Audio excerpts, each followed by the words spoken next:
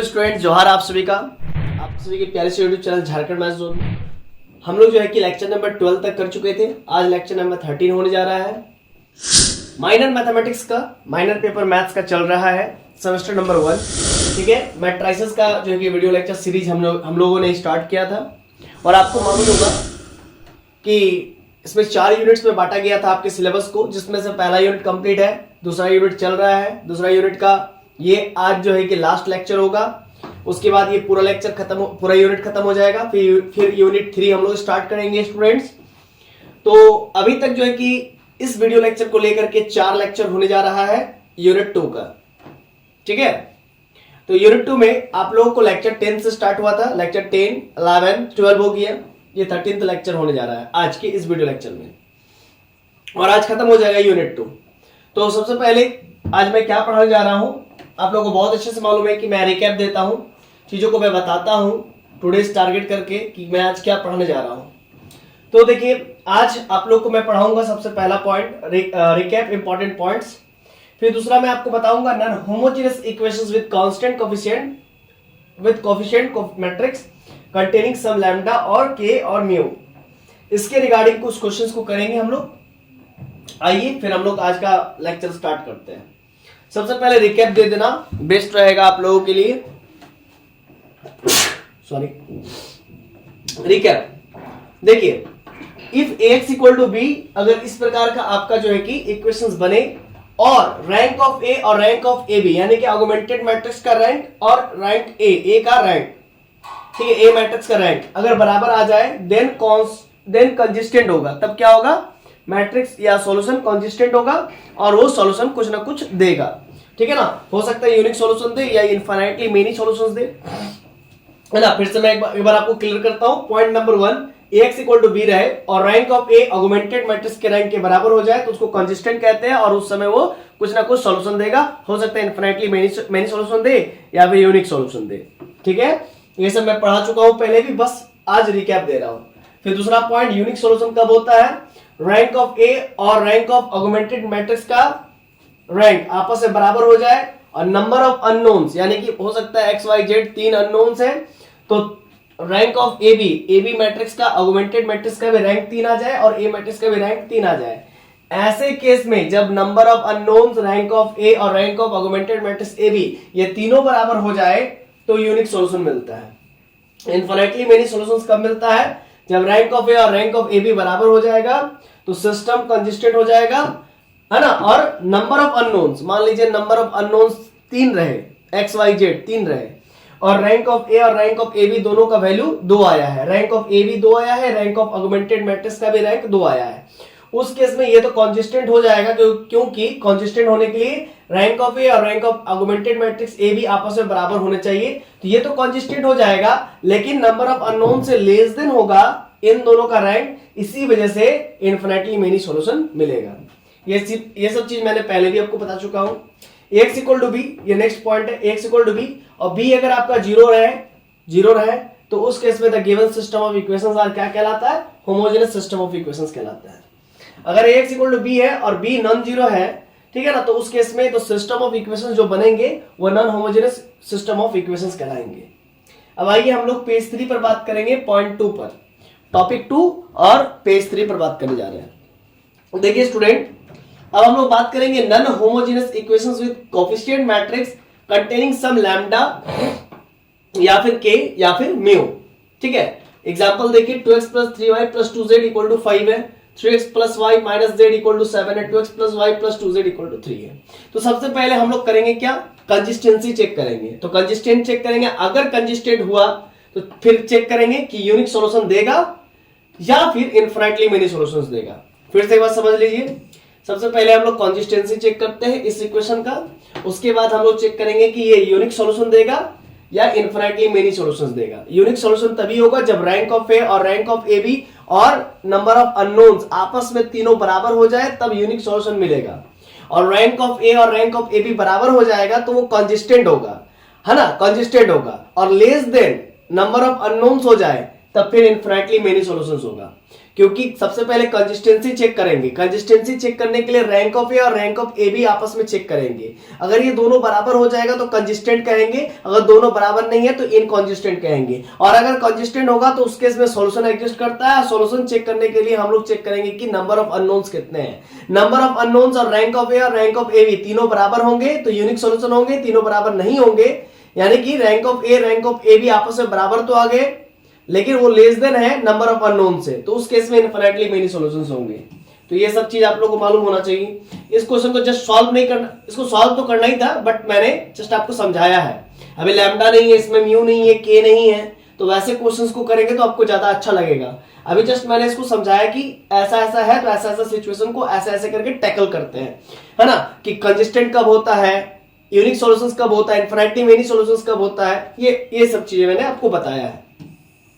फिर देखिए इनकॉन्सिस्टेंट का केस आ जाए। अगर इनकॉन्सिस्टेंट आ जाए तो सिंपल हम लोग लिखेंगे नो सॉल्यूशन। क्या लिखेंगे? No solution. तो इनकॉन्सिस्टेंट कब आता है? जब रैंक ऑफ ए और rank of augmented matrix A B आपस में बराबर ना हो माने ए का रैंक और ऑगमेंटेड मैट्रिक्स का रैंक अगर आपस में बराबर नहीं है तो फिर इनकॉन्सिस्टेंट हो जाएगा और नो सॉल्यूशंस होगा। ठीक है, आइए नेक्स्ट क्वेश्चन पर हम लोग बात करें। 2x plus 3y plus 2z something है, 5 3x plus y minus z equal to mu है, lambda x plus y plus 2z equal to k है। इस प्रकार के प्रॉब्लम को हम लोग करने को सीखेंगे, है ना, तरीका समझिएगा। What values of lambda mu and k, तो आपसे पूछा जा रहा है कि लैम्डा का क्या ऐसा वैल्यू होना चाहिए, म्यू का क्या ऐसा वैल्यू होना चाहिए, k का क्या ऐसा वैल्यू होना चाहिए। फिर से बस समझिएगा, what values of lambda mu and के, तो लैम्डा का वैल्यू ऐसा क्या होना चाहिए, म्यू का वैल्यू ऐसा क्या होना चाहिए, के का वैल्यू ऐसा क्या होना चाहिए, then the system is consistent, मतलब ये ऊपर वाला सिस्टम कंसिस्टेंट हो जाए। तो सिस्टम को कंसिस्टेंट होने के लिए रैंक ऑफ ए और रैंक ऑफ ए बी आपस में बराबर होना चाहिए। तो इसको हम लोग सॉल्व करते हुए इसका रैंक निकालेंगे ए बी ऑगमेंटेड मैट्रिक्स का, तो उसी से हम लोग को ए का भी रैंक पता चल जाएगा और ए बी का भी रैंक पता चल जाएगा। और फिर वहां पर कुछ ऐसा वैल्यूज को हम लोग सब्स्टिट्यूट करेंगे और पता चलेगा कि भाई ये वैल्यू को पुट करने पर, सब्स्टिट्यूट करने पर ये पूरा सिस्टम जो है कि कंसिस्टेंट हो जाएगा। तो बात की बात है वो आगे हम लोग करेंगे। जस्ट अभी एक एग्जांपल लिया हूं मैं और आपको समझाने की कोशिश कर रहा है कि कैसे क्या होगा। ठीक है, तो इसको अभी सॉल्व नहीं कर रहे हैं, कुछ ऐसे क्वेश्चंस आगे हम करेंगे। ठीक है, ये तो आपका होमवर्क रहेगा, ये क्वेश्चंस आप खुद से करेंगे। ठीक है, लेकिन मैंने कुछ ऐसे क्वेश्चंस आगे लिख रखा है जिसको आप जिसके मदद से मैं आपको समझाऊंगा कि ऐसे प्रॉब्लम्स आ गए तो आप कैसे टैकल करोगे। ठीक है ना, लेकिन ऐसे प्रॉब्लम्स आने की संभावना, पॉसिबिलिटीज, आप लोग चूंकि माइनर पेपर से है तो आप लोग का कम रहेगा संभावना, लेकिन कोई नहीं, हम तो भी पढ़ा देते हैं। क्यों? क्योंकि हो सकता है अगर आ जाए तो फिर आप हम ही को ब्लेम कीजिएगा, इसीलिए मैं पढ़ा देता हूं। ठीक है ना, जिनका मेजर पेपर होता है वीवीयू वाले स्टूडेंट्स लोग का, तो उनका ये आ सकता है, लेकिन आप लोग का नहीं आता माइनर पेपर में ये चीज, लेकिन तो भी हम पढ़ा देते हैं, है ना। अगर आ जाए तो कोई ठीक नहीं है, क्योंकि आपका बीबीएम की यूनिवर्सिटी है, समझ रहे हैं ना। ये आप समझ सकते हैं कि बहुत, है ना, अभी नया नया है यूनिवर्सिटी तो बहुत गलतियां करती है ना। कभी माइनर पेपर मैथ्स है किसी का तो उसमें फिजिक्स डाल देती है, तो ऐसा ऐसा गलती बहुत बार होता है। किसी का फिजिक्स मेजर है तो उनको संस्कृत का क्वेश्चन लिखने दे दिया जाता है। ठीक है, तो ऐसा कई बार होता है, तो इसीलिए भाई आप पूरा कर लीजिए, है ना। तो और विश्वास मानिए, मैंने एक बच्चे को पूरा पढ़ाया है, हर बार पूरा पढ़ाया है और उससे बच्चे को फायदा हुआ है। वो कहा कि सर ये सिलेबस में नहीं था बट सर आप पढ़ा दिए तो आ गया, ऐसा होता है। What values of lambda, mu and k, then the system is consistent. Lambda का क्या ऐसा वैल्यू होना चाहिए, म्यू का क्या ऐसा वैल्यू होना चाहिए, के का क्या ऐसा वैल्यू होना चाहिए, आप सब्स्टिट्यूट करोगे कि ये पूरा सिस्टम ऑफ इक्वेशंस क्या हो जाए, कंसिस्टेंट हो जाए। और कंसिस्टेंट होने के लिए rank of A and rank of augmented matrix A भी आपस में बराबर होने चाहिए। RHS matrix containing some lambda और म्यू और के। अब आरएचएस में देख रहे हैं म्यू कंटेंट किए हुए, के कंटेंट किए हुए, आपका जो लैम्डा इधर भी है, आप देख सकते हैं आरएचएस में तो है ही है, और इधर से जो कांस्टेंट मैट्रिक्स बनता है उस पे भी है। ठीक है, कांस्टेंट नहीं, इसको कोफिशिएंट मैट्रिक्स कहते हैं, ए एक्स इक्वल टू बी, और ये बी वाला जो पोर्शन है इधर वाला, इसको कांस्टेंट मैट्रिक्स कहते हैं। एक्स वाई जेड जो वर्टिकली बनता है वो वेरिएबल मैट्रिक्स कहलाता है, और इधर वाला ए वाला कांस्टेंट मैट्रिक्स, कोफिशिएंट मैट्रिक्स कहलाता है।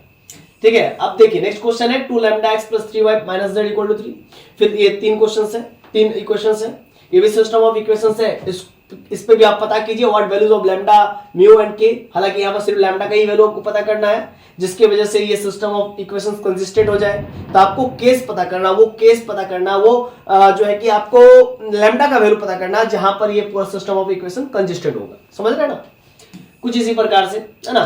तो सर आप ये सब क्वेश्चन सॉल्व क्यों नहीं कर रहे हैं? ये क्वेश्चन आप सॉल्व करेंगे सर, कैसे? एक तो करके दिखा दीजिए सर, तब तो हम लोग करेंगे। हाँ करके दिखाएंगे ना, आगे करके दिखाएंगे, टेंशन मत लीजिए, ठीक है। तो चलिए इसी क्वेश्चन को सॉल्व करते हैं, 2 लैम्डा समथिंग वाले को, इसी को सॉल्व करते हैं, है ना। या फिर पहले प्रोसीजर देख लेते हैं, 1 मिनट आप लोग थोड़ा होल्ड करेंगे। नहीं, हाँ यहाँ पर पहले हम लोग प्रोसीजर देखेंगे, ठीक है। ये क्वेश्चन नंबर 1 और 2, है ना, आप लोग खुद से सॉल्व करेंगे, ठीक है, खुद से सॉल्व करेंगे। तो देखिए सॉल्यूशन मैं आपको तरीका बताता हूं कि कैसे, किस प्रोसीजर से आप इसको सॉल्व करेंगे। In this type of problems the following steps should be followed. मतलब इन ऐसे प्रॉब्लम्स को टैकल करने के लिए आपको कुछ स्टेप से गुजरना पड़ेगा। पहला स्टेप है step 1, write the given system of equations in matrix form Ax equal to B। मतलब आपको इस प्रकार के क्वेश्चंस को करने के लिए पहले आपको Ax इक्वल टू B के फॉर्म में लिखना पड़ेगा, ठीक है ना। फिर क्या है स्टेप 2 में, if A is a 3x3 matrix, calculate determinant of A and examine the consistency of the equations when determinant A is not equal to 0 और determinant A equal to 0। कहने का मतलब क्या कहता है, if A is 3x3 matrix, अगर A matrix 3x3 cross का रहे, 3x3 का रहे, तो सबसे पहले कैलकुलेट करना है डिटर्मिनेंट, A का डिटर्मिनेंट आपको निकालना है, एंड एग्जामिन करना है, उसके कंसिस्टेंसी का एग्जामिन करना है। मतलब वो कंसिस्टेंट है या इनकंसिस्टेंट है। फिर से एक बार समझिएगा, स्टेप 2 में आपको ए मैट्रिक्स के बारे में पता करना है, उसका डिटरमिनेंट निकालना है और एग्जामिन करना है उसके कंसिस्टेंसी पर, कंसिस्टेंट है या नहीं है। कंसिस्टेंट होगा तो डिटरमिनेंट नॉट इक्वल टू 0 होगा, है ना, equation when determinant not equal to 0। अगर सिस्टम ऑफ इक्वेशंस कंसिस्टेंसी होगा, कंसिस्टेंट होगा, तो डिटरमिनेंट नॉट इक्वल टू 0 होगा। और डिटरमिनेंट इक्वल टू 0 कब होगा, जब इनकंसिस्टेंट होगा। समझ रहे हैं ना। तो वही सब चीज यहां पर बता रहा है। देखिए Ax इक्वल टू B, अगर डिटरमिनेंट नॉट इक्वल टू 0 है तो कंसिस्टेंट होगा और यूनिक सॉल्यूशन होगा। समझ गए। और Ax equal to B, determinant equal to 0 रहे तो इनकंसिस्टेंट होगा या फिर इनफिनिटली मेनी सॉल्यूशंस भी हो सकता है। फिर से समझ लीजिएगा, डिटरमिनेंट इक्वल टू 0 अगर है तो इनकंसिस्टेंट होगा या फिर इनफिनिटली मेनी सॉल्यूशंस होगा। मैं आपको बताऊंगा कब होगा, ठीक है ना। देखिए स्टेप 3 में क्या है, right augmented matrix AB, augmented matrix AB लिखिएगा। स्टेप 4 में क्या है, रिड्यूस कीजिएगा उसको एशेलॉन फॉर्म में। अब तक तो आपको एशेलॉन फॉर्म आ ही गया होगा। लोअर ट्रायंगुलर मैट्रिक्स को 0 करना है, सिंपल सी बात है। लोअर ट्रायंगुलर मैट्रिक्स को 0 मैट्रिक्स में कन्वर्ट करना है, ठीक है ना। और डायगोनल के ऊपर वाले को कुछ भी रहे कोई मतलब नहीं, लेकिन डायगोनल में जो रहेगा उसको 1 1 1 करना है, ठीक है ना। और मान लीजिए ऊपर में सबसे पहले A11 को 1 करेंगे, उसके नीचे एक 0 बनाएंगे, है ना। हो सकता है 2 0 आ जाए तो 2 0 भी कर सकते हैं आप, लेकिन उसके बाद जो लीडिंग एलिमेंट होगा उसको आप 1 करेंगे। अब जिनको लीडिंग एलिमेंट नहीं मालूम है तो वो क्यों पढ़ रहा, फिर वो पहले वाले वीडियो देख के आए। लीडिंग एलिमेंट हम उन एलिमेंट को कहते हैं जो फर्स्ट नॉन जीरो एलिमेंट होगा किसी भी रो में और वो 1 होना चाहिए, उसकी वैल्यू यूनिटी होनी चाहिए, उसकी वैल्यू यूनिटी होनी चाहिए। और किसी भी रॉ में वो पहला नॉन जीरो एलिमेंट होना चाहिए और वो 1 होना चाहिए, तो उसको लीडिंग एलिमेंट कहते हैं। समझ गया ना। रिड्यूस इन एशेलॉन फॉर्म, जब भी एशेलॉन फॉर्म बोले तो आपको समझ में आना चाहिए एशेलॉन फॉर्म क्या होता है। स्टेप 5 में सॉल्व करेंगे बस। अब आइए आगे क्वेश्चन 3 करेंगे तो आपको समझ में आ जाएगा। Find the real values of lambda, lambda का वैल्यू निकालना है, for which lambda x plus 2y minus 2z equal to 2, 4x plus 2 lambda y minus z equal to 4, 6x plus 6y plus lambda z equal to 6। मतलब ये आपका 4 equations दिया हुआ है, 1 2 3 equations दिया हुआ है, 1 2 3 इक्वेशंस दिया हुआ, सिस्टम ऑफ इक्वेशंस 3 दिया हुआ है। Are consistent hence solve the equations. मतलब क्या कह रहा है, देखिएगा हमको पता करना है लैम्डा का वो वैल्यू, एक मिनट घुस गया, हाँ, तो हमें पता करना लैम्डा का वो वैल्यू पता करना है ना। हमें लैम्डा का वो रियल वैल्यू, ध्यान दीजिएगा रियल वैल्यू की बात की गई है, इमेजिनरी वैल्यू कहीं अगर आ भी जाएगा तो उसको नेग्लेक्ट कर देंगे, ठीक है। Find the real value of lambda, हमें लैम्डा का वो रियल वैल्यू पता करना है फॉर विच जिसमें कि ये तीनों इक्वेशंस क्या हो जाए, कंसिस्टेंट हो जाए। और कंसिस्टेंट होगा तो आपको सॉल्व करके दिखाना होगा और उसका वैल्यू भी लिखना पड़ेगा, एक्स वाई जेड पर्टिकुलर का वैल्यू भी आपको लिखना पड़ेगा। तो आइए सॉल्व करते हैं। Solution, the given system of linear equations can be written in the matrix form as ax equal to b. अब कैसे लिखते हैं आपको तो मालूम ही है, कोफिशिएंट x का कोफिशिएंट लैम्डा है उसको लिख देंगे, y का कोफिशिएंट 2 है उसको लिख देंगे, और z का कोफिशिएंट क्या है -2 है उसको लिख देंगे, ठीक है ना। इसके बाद फिर देखिए इसमें देखिए तो x का कोफिशिएंट 6 है उसको लिख देंगे, y का कोफिशिएंट 6 है उसको लिख देंगे, z का कोफिशिएंट लैम्डा उसको लिख देंगे, है ना। ये सबको लिख देंगे, इनके कोफिशिएंट्स को देखिए लिख दिए ना, ठीक है। x y z इधर लिख दिए, इधर आपका RHS मैट्रिक्स आ जाएगा जिसको हम लोग कांस्टेंट मैट्रिक्स भी कहते हैं, 2 4 और 6, ठीक है। अब क्या करना है, इसका डिटरमिनेंट निकालना है, ए का डिटरमिनेंट निकालना है, इसका डिटरमिनेंट चेक करना है। डिटरमिनेंट चेक करना तो आपको आता ही है, डिटरमिनेंट नहीं आता तो फिर क्यों आप ग्रेजुएशन कर रहे हो, है ना। क्लास 12 में डिटरमिनेंट तो सीखे होंगे, ठीक है ना। लैम्डा को छोड़ेंगे, इसको छोड़ेंगे, इसको इससे मल्टीप्लाई करेंगे, 2 lambda square minus minus plus 6 हो जाएगा, -2 प्लस माइनस प्लस, याद है ना, -2 इसको छोड़ेंगे तो 4 into lambda plus minus plus 6 हो जाएगा, -2, है ना, plus minus plus plus minus -2 ही होगा, इसको छोड़ेंगे तो 4 6 जा 24 माइनस 6 2 12 लैम्डा, ठीक है ना। अब इसको सॉल्व कर लेना है, आपका आ जाएगा 2 लैम्डा क्यूब समथिंग आ जाएगा, ठीक है ना। अब 2 कॉमन ले लीजिएगा, आपका lambda cube plus 11 lambda minus का 30 आ गया, क्लियर है। अच्छा, using hit and trial method, अब इसको तोड़ना होगा, इसको आपको क्वाड्रेटिक में कन्वर्ट करना होगा, बिना क्वाड्रेटिक कन्वर्ट किए आप नहीं कर पाओगे। तो इसको तोड़ने के लिए हिट एंड ट्रायल मेथड लगाते हैं। लैम्डा का वैल्यू आप 1 रख करके पहले चेक कर लीजिए कि 0 आ रहा है कि नहीं आ रहा, 2 रख करके चेक कर लीजिए कि आ रहा है कि नहीं आ रहा। तो हम लैम्डा का वैल्यू 2 रख करके चेक करते हैं, ठीक है ना। लैम्डा का वैल्यू हम 2 रख करके चेक करते हैं। अगर आप यहाँ पर 2 रखेंगे तो आप देखेंगे क्या पाएंगे, आप 2 का क्यूब 8 हो जाएगा, 2 का क्यूब 8 हो जाएगा, और प्लस 11 इंटू 2 22 हो जाएगा, और माइनस का 30, तो मिलजुल कर कितना हो गया 30 माइनस 30, तो 30 माइनस 30 कैंसिल होकर 0 आया ना। इसका मतलब लैम्डा इक्वल टू 2 सेटिस्फाइड कर गया, यानी कि लैम्डा इक्वल टू 2 सेटिस्फाइड हो गया। इसका मतलब लैम्डा माइनस 2 इक्वल टू 0 इसका फैक्टर है, या फिर हम लोग डायरेक्ट कह सकते हैं क्या कि लैम्डा इक्वल टू 2 सेटिस्फाइड कर रहा है, इसीलिए लैम्डा माइनस 2 क्या है, इस इक्वेशन का फैक्टर है। ये चीज आपने क्लास 10th में पढ़ा होगा। अगर आपको इतना नहीं आ रहा है तो फिर आप मत पढ़िए, आप सीधा जाइए घर, और घर जाकर के घर पे बोल दीजिए कि नहीं हमसे साइंस नहीं होगा, हमको जो है कि आर्ट्स से दिला दीजिए, ठीक है। और नहीं तो सिंपल से जो है कि गुपचुप लगा लीजिए, ठेला वाला, है ना, बहुत अच्छा सेल होता है। मत पढ़िए फिर आप अगर आप ये नहीं जानेंगे, हिट एंड ट्रायल मेथड नहीं जानेंगे, तो पढ़ने की कोई आवश्यकता नहीं है। गुपचुप का ठेला लगाइए, बहुत कमाइएगा, ठीक है ना। मोदी भी कह रहे हैं, मैं भी कह रहा हूं, वही कीजिए, समझ रहे ना। फिर ये पढ़ने की कोई जरूरत नहीं है, ये हायर मैथमेटिक्स आपके बस की बात नहीं है, सिंपल सी बात है।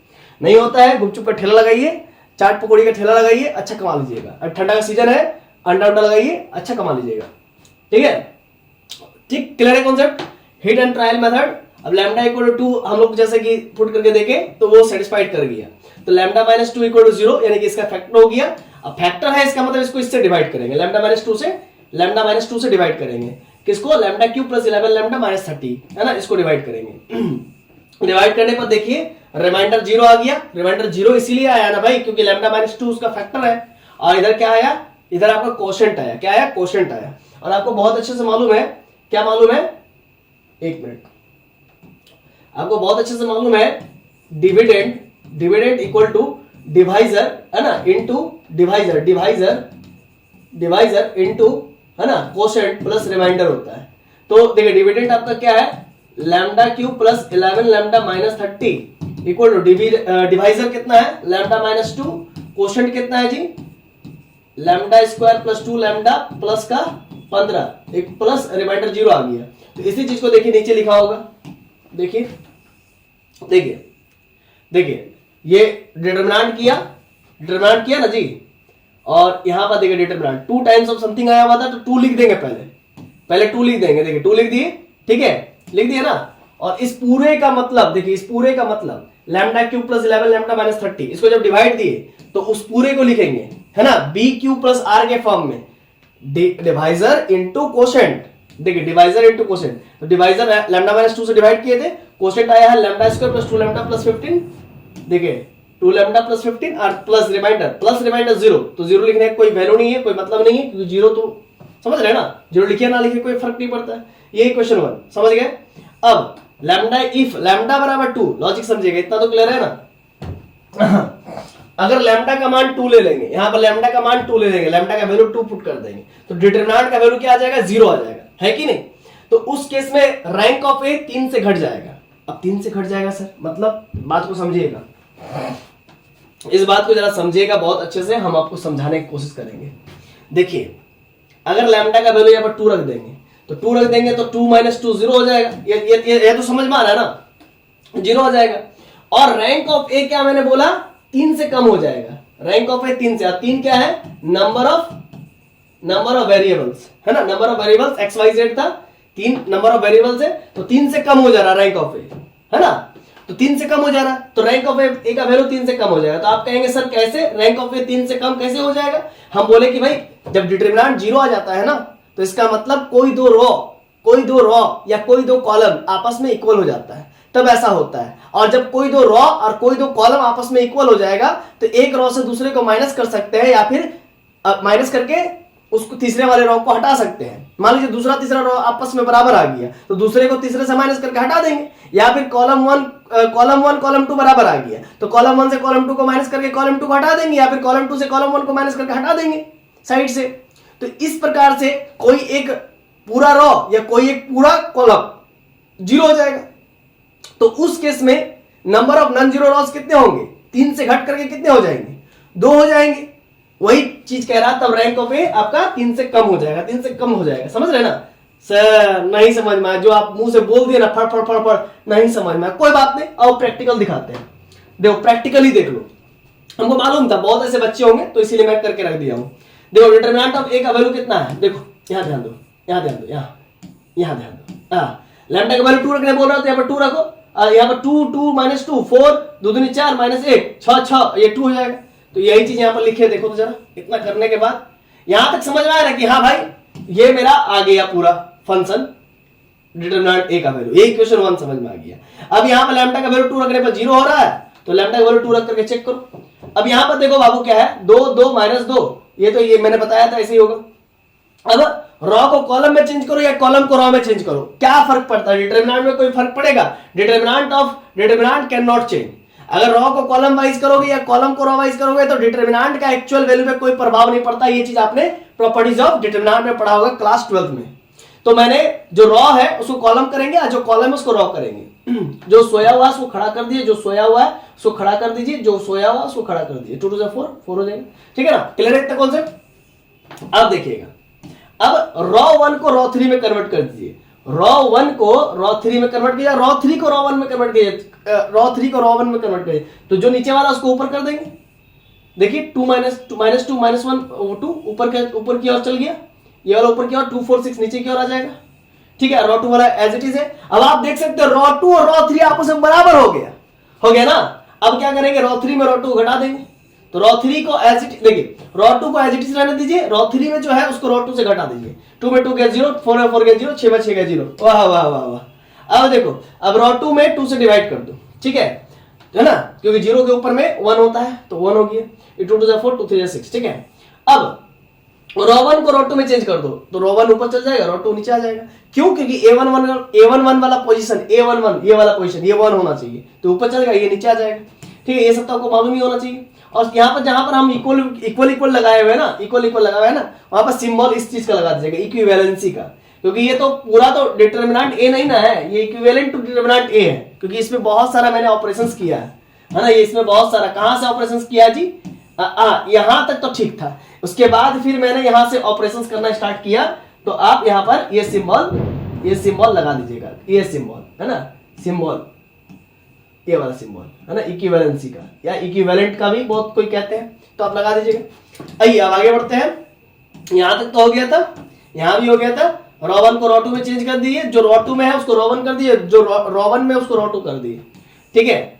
इतना होने के बाद अब आपको क्या करना है, देखिए ये जो पोर्शन है 1 के नीचे 0 होना चाहिए, A11 के नीचे में 0 होना चाहिए, इस -2 को 0 करना पड़ेगा। तो उसके लिए क्या करना पड़ेगा, तो इसके लिए हम एप्लीकेशन सोच रहे हैं, इसका एक कुछ सोच रहे हैं कि क्या करेंगे। तो रॉ 2 में रॉ 2 को रहने देंगे, ठीक है सर, और -2 है तो +2 × R1 कर देंगे,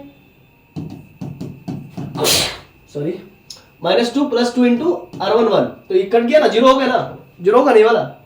तो इस प्रकार से आपको सोचना पड़ता है। तो ये वाला अप्लाई करके पूरे में कर दिए, -2 + 2 × 1 0 खत्म। R2 क्या है, -1 है, -1 + 2 × 2 2 2 4 4 -1 कितना हो जाएगा, 3 हो जाएगा, देखो 3 है, यहाँ 3 है, ठीक है? इसके बाद फिर क्या है, दो प्लस 2 इंटू 3, तो 6 2 8 हो जाएगा, ठीक है ना। देखो 8 हो गया, ठीक है। अब इस 3 को 1 करना पड़ेगा, ठीक है ना। क्यों 1 करना पड़ेगा? क्योंकि लीडिंग डायगोनल एलिमेंट्स 1 होना चाहिए, है ना। लीडिंग एलिमेंट्स 1 होना चाहिए, तो ये इसको 3 से डिवाइड कर देंगे, अप्लाइंग R2 में R2/3 कर देंगे, तो ये 1 और ये 8/3 हो जाएगा। विच इज इन एशेलॉन फॉर्म, ये एशेलॉन फॉर्म में है, which is in echelon form. Number of non zero rows कितने हैं सर? तो एक ऊपर वाला और नीचे वाला 2 नॉन जीरो रॉस है, ठीक है ना। तो रैंक ऑफ ए कितना आ गया? 2, और नंबर ऑफ अननोन्स कितने हैं? नंबर ऑफ अननोन्स 3 है, XYZ था, याद कीजिए। तो रैंक ऑफ ए का वैल्यू लेस देन 3 हो गया ना, ठीक। तो इसका मतलब देन इट इज इनकंसिस्टेंट। तो अगर ऐसा होता है, तो मैंने आपको बताया था, जब ऐसा होता है तो क्या कहते हैं? इनकंसिस्टेंट कहते हैं, और इनफिनिटली मेनी सॉल्यूशन कहते हैं, है ना। मतलब कि या तो इनकंसिस्टेंट होगा या तो इनफिनिटली मेनी सॉल्यूशंस होगा, समझ रहे हैं ना। अब उसके लिए डिस्कस करने जा रहे हैं हम लोग कि कब कैसा होगा, नहीं तो समझ में आया ना। Rank of A less than 3 होता है तो आपको समझाते, आइए फिर से एक बार समझाते हैं। यहां पर मैंने आपको प्रॉपर्टीज लिख के बताया था, देखिए वो वाला फिर से आप करवाएंगे, लेकिन एक बार आप लोग क्लियर करना जरूरी है, नहीं तो फिर आप लोग फिर कंफ्यूज हो जाएंगे, ठीक है ना। देखिए यहाँ पर एक प्रोसेस मैंने लिखा था, हाँ कहाँ गया, हाँ देखिए डिटर्मिनेंट a इक्वल टू 0, तो चूंकि डिटर्मिनेंट a का वैल्यू 0 हो गया था, लैम्डा का वैल्यू 2 लेने पर हो गया था ना, तो इनकंसिस्टेंट होता है या इनफिनिटली मेनी सॉल्यूशंस होता है। तो जब डिटर्मिनेंट a का वैल्यू 0 हो जाए तो या तो इनकंसिस्टेंट सॉल्यूशन होगा, या तो इनकंसिस्टेंट होगा, तो इनकंसिस्टेंट होगा तो नो सॉल्यूशन होगा, या तो इनफिनिटली मेनी सॉल्यूशंस होगा। तो अभी अभी हमने क्या पता किया कि rank of A less than 3 है, समझ रहे हैं ना। रैंक ऑफ ए अब क्या आया है? Less than 3। यहां तक तो क्लियर है ना, बोलिए। रैंक ऑफ ए आपका लेस देन 3 आया है ना, ठीक है। आइए आगे बढ़ते हैं, अब धीरे धीरे समझ में आने लगेगा, ठीक है ना। एक बेग अगवका के नहीं आएगा, लेकिन आएगा। रैंक ऑफ ए अभी आपको मालूम है कि डिटर्मिनेंट ए का वैल्यू 0 आ चुका है, क्योंकि लैम्डा का वैल्यू 2 लिए है। अब रैंक ऑफ ए का वैल्यू लेस देन 3 आ रहा है ना। रैंक ऑफ ए का वैल्यू लेस देन 3 आ रहा है, रैंक ऑफ ए का वैल्यू लेस देन 3 आ रहा है, देन इट इज इनकंसिस्टेंट या फिर इनफिनिटली मेनी सॉल्यूशन, क्योंकि डिटर्मिनेंट ए का वैल्यू 0 आ रहा है, समझ रहे हैं ना। तो ये चीज आपको करके नहीं देखना था, ये चीज आपको इतना करके नहीं देखना था, ये चीज आपको नहीं करके देखना था। मैंने जस्ट आपको समझाया है कि जब लैम्डा का वैल्यू 2 ले लेंगे तो उस समय rank of A less than 3 ही होगा। जब डिटर्मिनेंट ए का वैल्यू 0 आ रहा तो उस समय रैंक ऑफ ए का वैल्यू लेस देन 3 ही होगा। ये आपको इतना करके नहीं देखना था, ये मैंने आपको समझाया कि ऐसा ऐसा है तो ऐसा ऐसा होता है। अगर डिटर्मिनेंट ए का वैल्यू 0 आ रहा है तो उसका पूरा उस मैट्रिक्स का जितना रैंक, जितना उसमें रॉज होगा, मान लीजिए 3 है, तो उससे उसका रैंक कम हो जाएगा। अगर मान लीजिए 4/4 का मैट्रिक्स होता तो हो सकता है कि उसका रैंक 3 हो जाए या 2 हो जाए, ऐसा भी होता है। मतलब अगर डिटर्मिनेंट 0 आया तो रैंक एक्चुअल रैंक से कम होगा, एक्चुअल रैंक जो होना है उसको उससे कम होगा, समझ रहे ना। इसका एक्चुअल रैंक मान लीजिए होना था 3, तो 3 से कम हुआ। अगर डिटर्मिनेंट ए का वैल्यू 0 आएगा तो ऐसा होगा। आप करके देख सकते हैं, नहीं तो आप याद रखेंगे, है ना। अपना दिमाग लगाना कि कोई ना कोई अगर डिटर्मिनेंट का वैल्यू 0 आ रहा है तो इसका मतलब कोई ना कोई 2 रोज आपस में बराबर होंगे तो आपस में खा जाएंगे, तो इसका मतलब एक रॉ जो है कि पूरा 0 हो जाएगा। इसका मतलब जो इसका एक्चुअल रैंक होगा उससे वो कम होगा। इस प्रकार से आप समझिए। अभी आप इतना समझिए कि डिटर्मिनेंट ए का वैल्यू 0 है, इसीलिए इनकंसिस्टेंट भी हो सकता है या इनफिनिटली मेनी सॉल्यूशंस भी हो सकता है। अब ये which is in echelon form, now number of non zero rows is 2, rank of A equal to 2 है। यहां पर आप देख सकते हैं नॉन जीरो रॉस को ही रैंक कहते हैं, तो 2 नॉन जीरोस है, इसीलिए 2 इसका रैंक हो गया। और ये less than number of unknown से लेस देन है। नंबर ऑफ अननोन्स कितने हैं? Number of unknowns XYZ 3 unknowns है, तो 3 अननोन से कम है, यानी कि रैंक ऑफ ए 3 से कम है, तो देन इट इज इनकंसिस्टेंट। अच्छा, ये इनकंसिस्टेंट भी हो सकता है या फिर इनफिनिटली मेनी सॉल्यूशंस भी एग्जिस्ट करवा सकता है, क्योंकि डिटर्मिनेंट ए का वैल्यू 0 आया है। रिमेंबर कीजिएगा, याद रखिएगा, here we discuss only real values of lambda. Lambda के रियल वैल्यूज पर ही डिस्कस कर रहे हैं। तो आप कहेंगे सर यहां पर तो आपका लैम्डा का बहुत सारा वैल्यू आ रहा था, क्योंकि क्वाड्रेटिक क्यूबिक इक्वेशन था, तो 3 रूट्स आएंगे, तो लैम्डा इक्वल टू 2 पहला रूट आ गया, फिर इसको lambda square plus 2 lambda plus 15 को सॉल्व करेंगे तो यहां से 2 रूट्स आएगा, तो हम इसको सॉल्व नहीं करेंगे क्योंकि यहां से इमेजिनरी रूट्स आएगा। समझ रहे हैं ना, देख रहे हैं कितना घुमा रहा है क्वेश्चन। तो इसीलिए तो मैं कह रहा, मैं चाहता तो इसको स्किप कर सकता था, लेकिन मैंने स्किप नहीं किया। Remember here we discuss only real values of lambda, lambda के रियल वैल्यूज पर बात करेंगे। And remember also we do not discuss about lambda square plus 2 lambda plus 2 times of lambda plus 15 because it gives imaginary values of lambda, ठीक है ना। अब lambda का value अगर 2 नहीं लेंगे, एक बात समझिएगा, लैम्डा का वैल्यू जब 2 लिए तब तो डिटरमिनेंट ए का वैल्यू 0 आया ना, और तब तो मेरा सिस्टम इनकॉन्सिस्टेंट हो रहा है या फिर इनफाइनाइटली मेनी सॉल्यूशंस होल्ड कर रहा है, दोनों में से कोई एक होगा।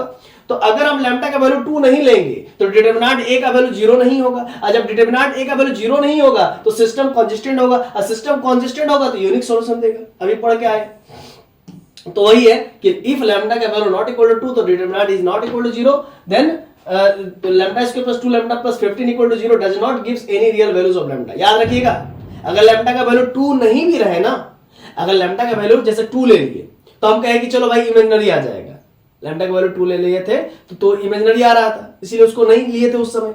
अच्छा, अगर लैम्डा का वैल्यू आप 2 नहीं भी लीजिएगा, lambda is not equal to 2, जब लैम्डा का वैल्यू 2 लेंगे तभी तो 0 आ रहा था ना डिटरमिनेंट ए का वैल्यू, तो अगर लैम्डा का वैल्यू आप 2 नहीं लेंगे तो भी डिटरमिनेंट ए का वैल्यू 0 नहीं आएगा, है ना, याद रखिएगा।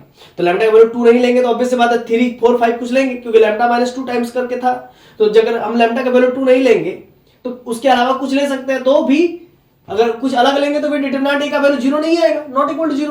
और जब ये नॉट इक्वल टू 0 होता है तब सिस्टम क्या होता है, कंसिस्टेंट होता है, और उस केस में भी lambda square plus 2 lambda plus 15 equal to 0 ये जो है कि रियल वैल्यू नहीं दे पाएगा, याद रखिएगा इस बात को।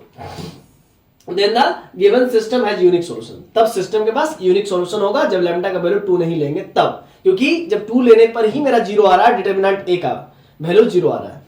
तो इफ लैम्डा का वैल्यू 2 अगर हो जाए तो डिटरमिनेंट ए का वैल्यू 0 हो जाएगा, and the system may be inconsistent हो सकता है, या फिर it may possesses infinite number of many solutions, है ना, या फिर नो सॉल्यूशंस, है ना। नो सॉल्यूशंस क्यों होगा, क्योंकि इनकंसिस्टेंट है तो नो सॉल्यूशंस हो सकता है ना। अच्छा, डिटरमिनेंट ए का वैल्यू 0 है तो इनकंसिस्टेंट यानी कि नो सॉल्यूशंस हो सकता है, इनफाइनाइटली मेनी सॉल्यूशंस भी हो सकता है, दो ही केस होगा, है ना। लॉजिक समझिएगा फिर से, अगर डिटरमिनेंट ए का वैल्यू 0 हो गया तो इनकंसिस्टेंट हो सकता है, और इनकंसिस्टेंट माने नो सॉल्यूशन, या फिर it may possesses infinite number of solution, है ना। यहां पर दो ही केस हो सकता है, नो सॉल्यूशन और it may possesses infinite number of many solutions, याद रखिएगा इस बात को, ठीक है। अच्छा, इनकंसिस्टेंट नो सॉल्यूशंस कब होगा, जब इनकंसिस्टेंट होगा, और सॉल्यूशन एग्जिस्ट कब हो रहा है, जब infinite number of many solutions होगा तब। फॉर लैम्डा का वैल्यू 2 ले लेते हैं, मान लीजिए फॉर लैम्डा का वैल्यू, यहां से ये सब आपको लिखना है, ठीक है, ऊपर वाला नहीं लिखना था, ठीक है, जिसमें हम चेक कर रहे थे। अगर लैम्डा का वैल्यू 2 ले लेते हैं the given system is becomes, देखिए ये यहां पर लैम्डा का वैल्यू 2 रखेंगे ना, ये कहां से ले आ रहा है, इस चीज को जरा समझिएगा, देखिएगा इसी चीज को आपको समझना है, इसको आर्गुमेंटेड मैट्रिक्स के फॉर्म में लिखने चाह रहे हैं हम लोग, ठीक है ना। तो लैम्डा का वैल्यू कहां 2 रखेंगे उस चीज को जरा समझ लीजिए आप बढ़िया से एक बार। देखिए यहां ध्यान दीजिएगा, लैम्डा का वैल्यू यहां पर 2 रखेंगे, लैम्डा का वैल्यू 2 रखेंगे और इस मैट्रिक्स को इसके साथ लिख देंगे ऑगमेंटेड मैट्रिक्स, या फिर इसको इस प्रकार से भी लिख सकते हैं, ठीक है ना, आप इतना समझ रहे हैं ना। हाँ, तो चलिए लैम्डा का वैल्यू वहां पर 2 रख देंगे, बस इतना बात समझिएगा।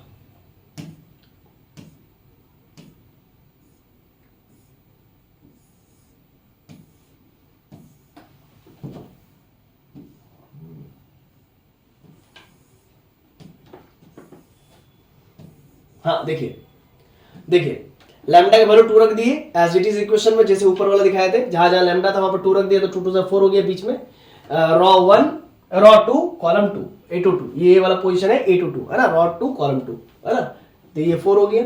और बाकी जो भी है जहां जहां लैम्डा था वहां पर 2 रख दिए हैं, और इसको आर्गुमेंटेड मैट्रिक्स के फॉर्म में लिखेंगे, ये वाला इसको इधर, ये वाला इसको इधर, ठीक है।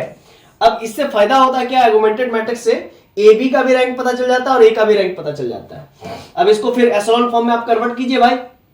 पहली बात तो दो a11 के जगह पर 1 करना है तो 2 से डिवाइड करेंगे, फिर आपका जो है कि इक्विवेलेंस मैट्रिक्स चलते जाएगा, फिर इस 4 को 0 करेंगे, इस 1 की मदद से इस 4 को 0 करेंगे, इस 6 को 0 करेंगे इस 1 की मदद से, यानी कि रॉ 2 में रॉ 2 रहने देना है, -4 इंटू r1 करना है, रॉ 3 में रॉ 3 रहने देना है, -6 इंटू r1 करना है। इसी प्रकार से देखिए रॉ 2 में रॉ 2 रहना है, -4 इंटू r1, रॉ 3 में रॉ 3 रहना है, -6 इंटू r1। ये सब तो आप लोग जानते ही होंगे, ठीक है ना। अब इसको सॉल्व करते हुए आपको क्या करना है, एशेलॉन फॉर्म में कन्वर्ट करना है। तो हो गया एशेलॉन फॉर्म में, 1 में 1 गया तो 0, मतलब रॉ 3 में रॉ 1 को घटा देंगे, रॉ 2 को घटा देंगे, रॉ 3 में रॉ 2 घटा देंगे।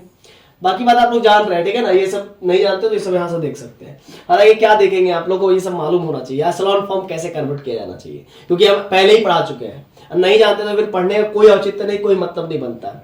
तो रॉ 3 में रॉ 2 घटा देंगे, नीचे घट गया। अब आगे देखिए रैंक ऑफ ए और रैंक ऑफ ए बी का वैल्यू कितना है, तो दोनों का रैंक, इसका भी रैंक, इसका भी रैंक, ए बी को देखना है तो पूरे में देखिए, ये इसमें देखिए, इसमें देखिए, तो रैंक ऑफ ए कितना है, रैंक ऑफ ए 2 है, ए का रैंक इसमें देखिए, रैंक ऑफ ए 2 है, number of non zero equals to rank, अब पूरे में देखिएगा तो रैंक ऑफ ए बी है ना, तो दोनों का रैंक कितना हो गया, समझ रहे ना, 2 हो गया, क्लियर है कॉन्सेप्ट। और is less than number of unknowns, number of unknowns कितना था, 3 था ना, 3 लिख दिया मैंने, तो सिस्टम तो कंसिस्टेंट हो गया क्योंकि रैंक ए और रैंक ए बी आपस में बराबर हो गया। तो आप यही सोच रहे थे भाई कि जो है कि सिस्टम अगर determinant A is not equal to 0 तो सिस्टम कंसिस्टेंट कैसे हो रहा है, तो यही चीज आपको समझ नहीं आ रहा था, तो इस चीज को यहां पर आपको समझा दिया कि अगर डिटरमिनेंट नॉट इक्वल टू 0 होगा तो सिस्टम कंसिस्टेंट होता है ना, ये चीज समझ में आया, तो भी सिस्टम कंसिस्टेंट होता है, मतलब डिटरमिनेंट नॉट इक्वल टू 0 होगा तो भी सिस्टम कंसिस्टेंट होता है, समझा दिए। ऑब्वियस सी बात है, जब डिटरमिनेंट नॉट इक्वल टू 0 होगा सिस्टम तो कंसिस्टेंट होगा ही होगा, ठीक है। तो सर जब डिटरमिनेंट इक्वल टू 0 हो जाए तो भी सिस्टम कंसिस्टेंट होगा क्या, तो उस समय मैं कह रहा हूं कि सिस्टम इनकंसिस्टेंट भी हो सकता है या फिर इनफाइनाइटली मेनी सॉल्यूशन भी पोजेस कर सकता है। जब डिटरमिनेंट ए का वैल्यू 0 हो जाए तो सिस्टम कंसिस्टेंट भी हो सकता है, तो सिस्टम इनकंसिस्टेंट भी हो सकता है या infinitely many number of solution भी एग्जिस्ट कर सकता है। फिर से एक बार समझिएगा, अगर डिटरमिनेंट ए का वैल्यू 0 हो जाए तो उस समय सिस्टम इनकंसिस्टेंट होगा या फिर infinite number of many solutions exist करेगा। तो इनफाइनाइट आप कहेंगे फिर infinite number of many solutions को होल्ड करने के लिए तो आप कहेंगे कि infinite number of many solutions को होल्ड करने के लिए सर तब तो सिस्टम ऑफ इक्वेशन को कंसिस्टेंट होना पड़ेगा, तब कैसे होगा, मैं आपको कहूंगा उस केस में। देखिए बात को समझिएगा, हमने लैम्डा का वैल्यू क्या लिया है, 2 लिया है ना, यहां पर देखिए मेन में क्या किया है, लैम्डा का वैल्यू कहां गया, हाँ देखिए लैम्डा का वैल्यू यहां पर 2 लिए, और 2 लेने के बाद तो क्या है कि कंफर्म है लैम्डा का वैल्यू 2 लेने पर डिटरमिनेंट ए का वैल्यू 0 आ रहा था, आपने देखा था। तो जब डिटरमिनेंट ए का वैल्यू 0 आएगा ना तब भी सिस्टम कंसिस्टेंट होगा, और कंसिस्टेंट होगा तो उसमें एक ही केस होगा मेनी सॉल्यूशंस का, infinite number of many solutions का। सर ऐसा कैसे, देखिए इधर आइए, कंसिस्टेंट होना कब होता है कंसिस्टेंट, जब रैंक ऑफ ए और रैंक ऑफ ए बी आपस में बराबर होता है। तो मैंने आपको यहां पर एक समझाना चाह रहा हूं, कुछ एप्लीकेशन इधर से उधर को इंटरप्रेट करना चाह रहा हूं, शायद आप नहीं समझ पा रहे हो।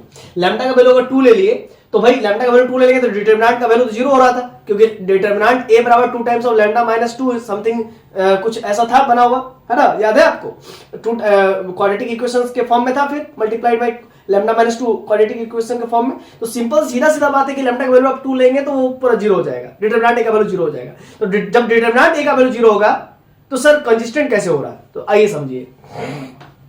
कंसिस्टेंट होगा लेकिन infinite number of many solutions देगा, यूनिक सॉल्यूशन नहीं देगा। तो लैम्डा का वैल्यू 2 ले लिए, तो अब देखिए यहां पर आप देख सकते हैं, इसी यहीं पर देख सकते हैं, यहीं पर आप देख सकते हैं, यहां पर देख सकते हैं कि एक जो है कि पूरा रॉ 0 हो रहा है। तो जब एक रॉ पूरा 0 होता है तो क्या होता है, डिटरमिनेंट का वैल्यू 0 हो जाता है। तो इस ऑगमेंटेड मैट्रिक्स का आप जब डिटरमिनेंट निकालेंगे तो इसका पूरा का वैल्यू 0 आएगा। क्लियर है कॉन्सेप्ट, क्योंकि एक जो है कि रॉ पूरा 0 हो गया। ये प्रॉपर्टीज ऑफ डिटरमिनेंट है। तो भी आप देख सकते हैं कि रैंक ऑफ ए और रैंक ऑफ ए बी, तो रैंक ऑफ ए इसमें देखेंगे 3/3 में, और रैंक ऑफ ए बी किस में देखेंगे, रैंक ऑफ ए बी पूरा इसमें देखेंगे, पूरे में देखेंगे। तो इसमें एक नॉन जीरो और दूसरा नॉन जीरो रॉ, ठीक है ना, क्योंकि इस 1 को आप 0 नहीं कर सकते फर्दर। तो रैंक ऑफ ए और रैंक ऑफ ए बी आपस में बराबर हो गया, दो रैंक दोनों का है ना। इसी वजह से चूंकि रैंक ऑफ ए और रैंक ऑफ ए बी बराबर है, इसी वजह से ये कंसिस्टेंट है और infinite number of many solutions hold कर रहा है, कंसिस्टेंट है।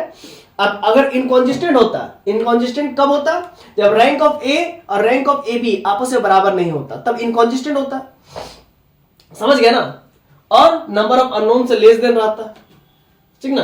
तो क्या होता, तो अभी चूंकि रैंक ऑफ ए और रैंक ऑफ ए बी आपस में बराबर है इसीलिए कंसिस्टेंट है, चूंकि नंबर ऑफ अननोन से लेस देन है इसीलिए क्या है, possesses infinite number of many solutions. क्योंकि कंसिस्टेंट है तो भाई सॉल्यूशन तो एग्जिस्ट करेगा, तो कैसा सॉल्यूशन एग्जिस्ट करेगा, infinite number of many solutions.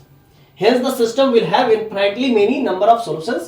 Thus from the above system of equations we have, तो यहां से आपको क्या मिलेगा, जरा समझिएगा, ये x plus y minus z equal to 1, फिर यहां पर x into 0 plus y into 0 z into 1 equal to 0, तो जेड इक्वल टू 0 मिला है, जेड इक्वल टू 0 मिला है ना, देखिए यहाँ पर समझिएगा, जेड इक्वल टू 0 मिला तो जेड का वैल्यू 0 पुट कर देंगे। जैसे जेड का वैल्यू 0 पुट करेंगे, है ना, एक बात समझिएगा, यहां तक तो आपको समझ में आया कि ये इक्वेशन 1 है, ये इक्वेशन 2 आया मेरे ऊपर वाले इक्वेशन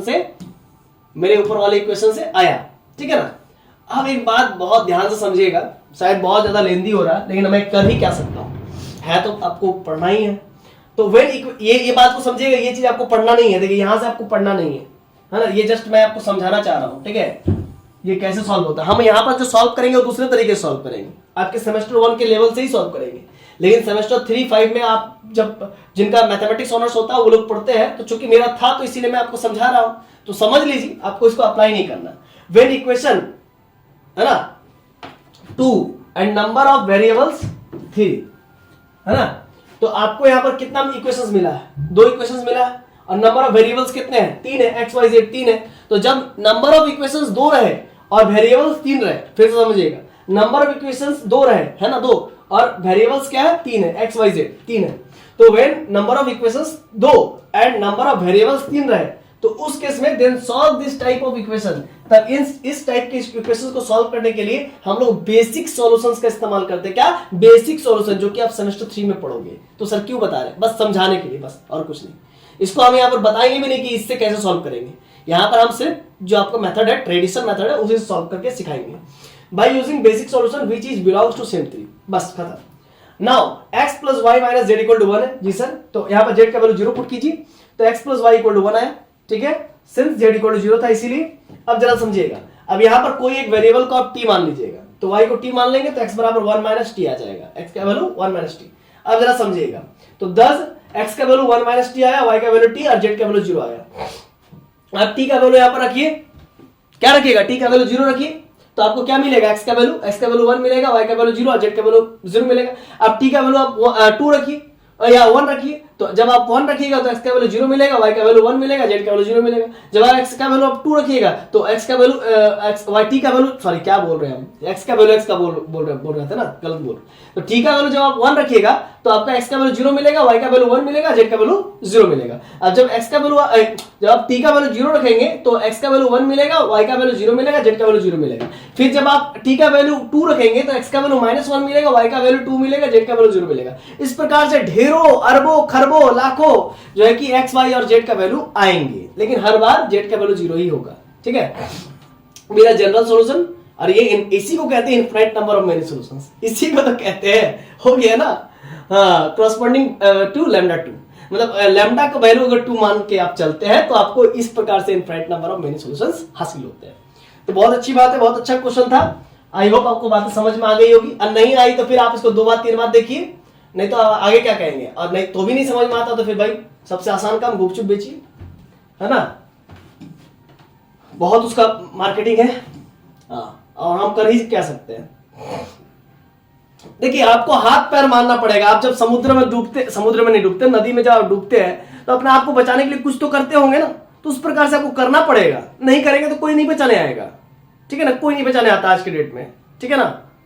बिरला ही हम ही जैसा कुछ पागल होंगे टीचर जो है कि बहुत बच्चा लोग को मदद करते हैं, लेकिन मदद करते करते भी हम लोग हैरान है कि आजकल के बच्चों में शिष्टाचार बोल के ही चीज नहीं है ना। बहुत ऐसे बच्चे हैं कि अप्रिशिएट करते हैं टीचर को, लेकिन सिर्फ देख करके चले जाएंगे। भाई कुछ तो अप्रिसिएशन करो, अगर तुम लोग अप्रिसिएशन नहीं करो तो हम भी यहां से अप्रिसिएशन नहीं करेंगे, समझ रहे ना। तो उन बच्चों को अप्रिशिएट करेंगे जो हमें अप्रिशिएट करेंगे। सर आपको भी अप्रिसिएशन की जरूरत होता है, हाँ हाँ एकदम, ठीक है। अब देखिए investigate for what value of lambda, अब ये सब इतना मैंडेटरी नहीं है, लेकिन हम समझा दे रहे हैं आप लोगों के लिए। कितना पेज है, कुछ और भी क्वेश्चंस है, आप लोगों को समझा देता हूं, पहले इतना उतारिए आप, फिर आपको समझाते हैं। तो चलिए तो स्टूडेंट्स अब नेक्स्ट क्वेश्चंस की ओर हम लोग आगे बढ़ते हैं। देखिए investigate for what value of lambda mu the simultaneous equations x plus y plus z, ये पूरा क्वेश्चन आप पढ़ लीजिए, है ना।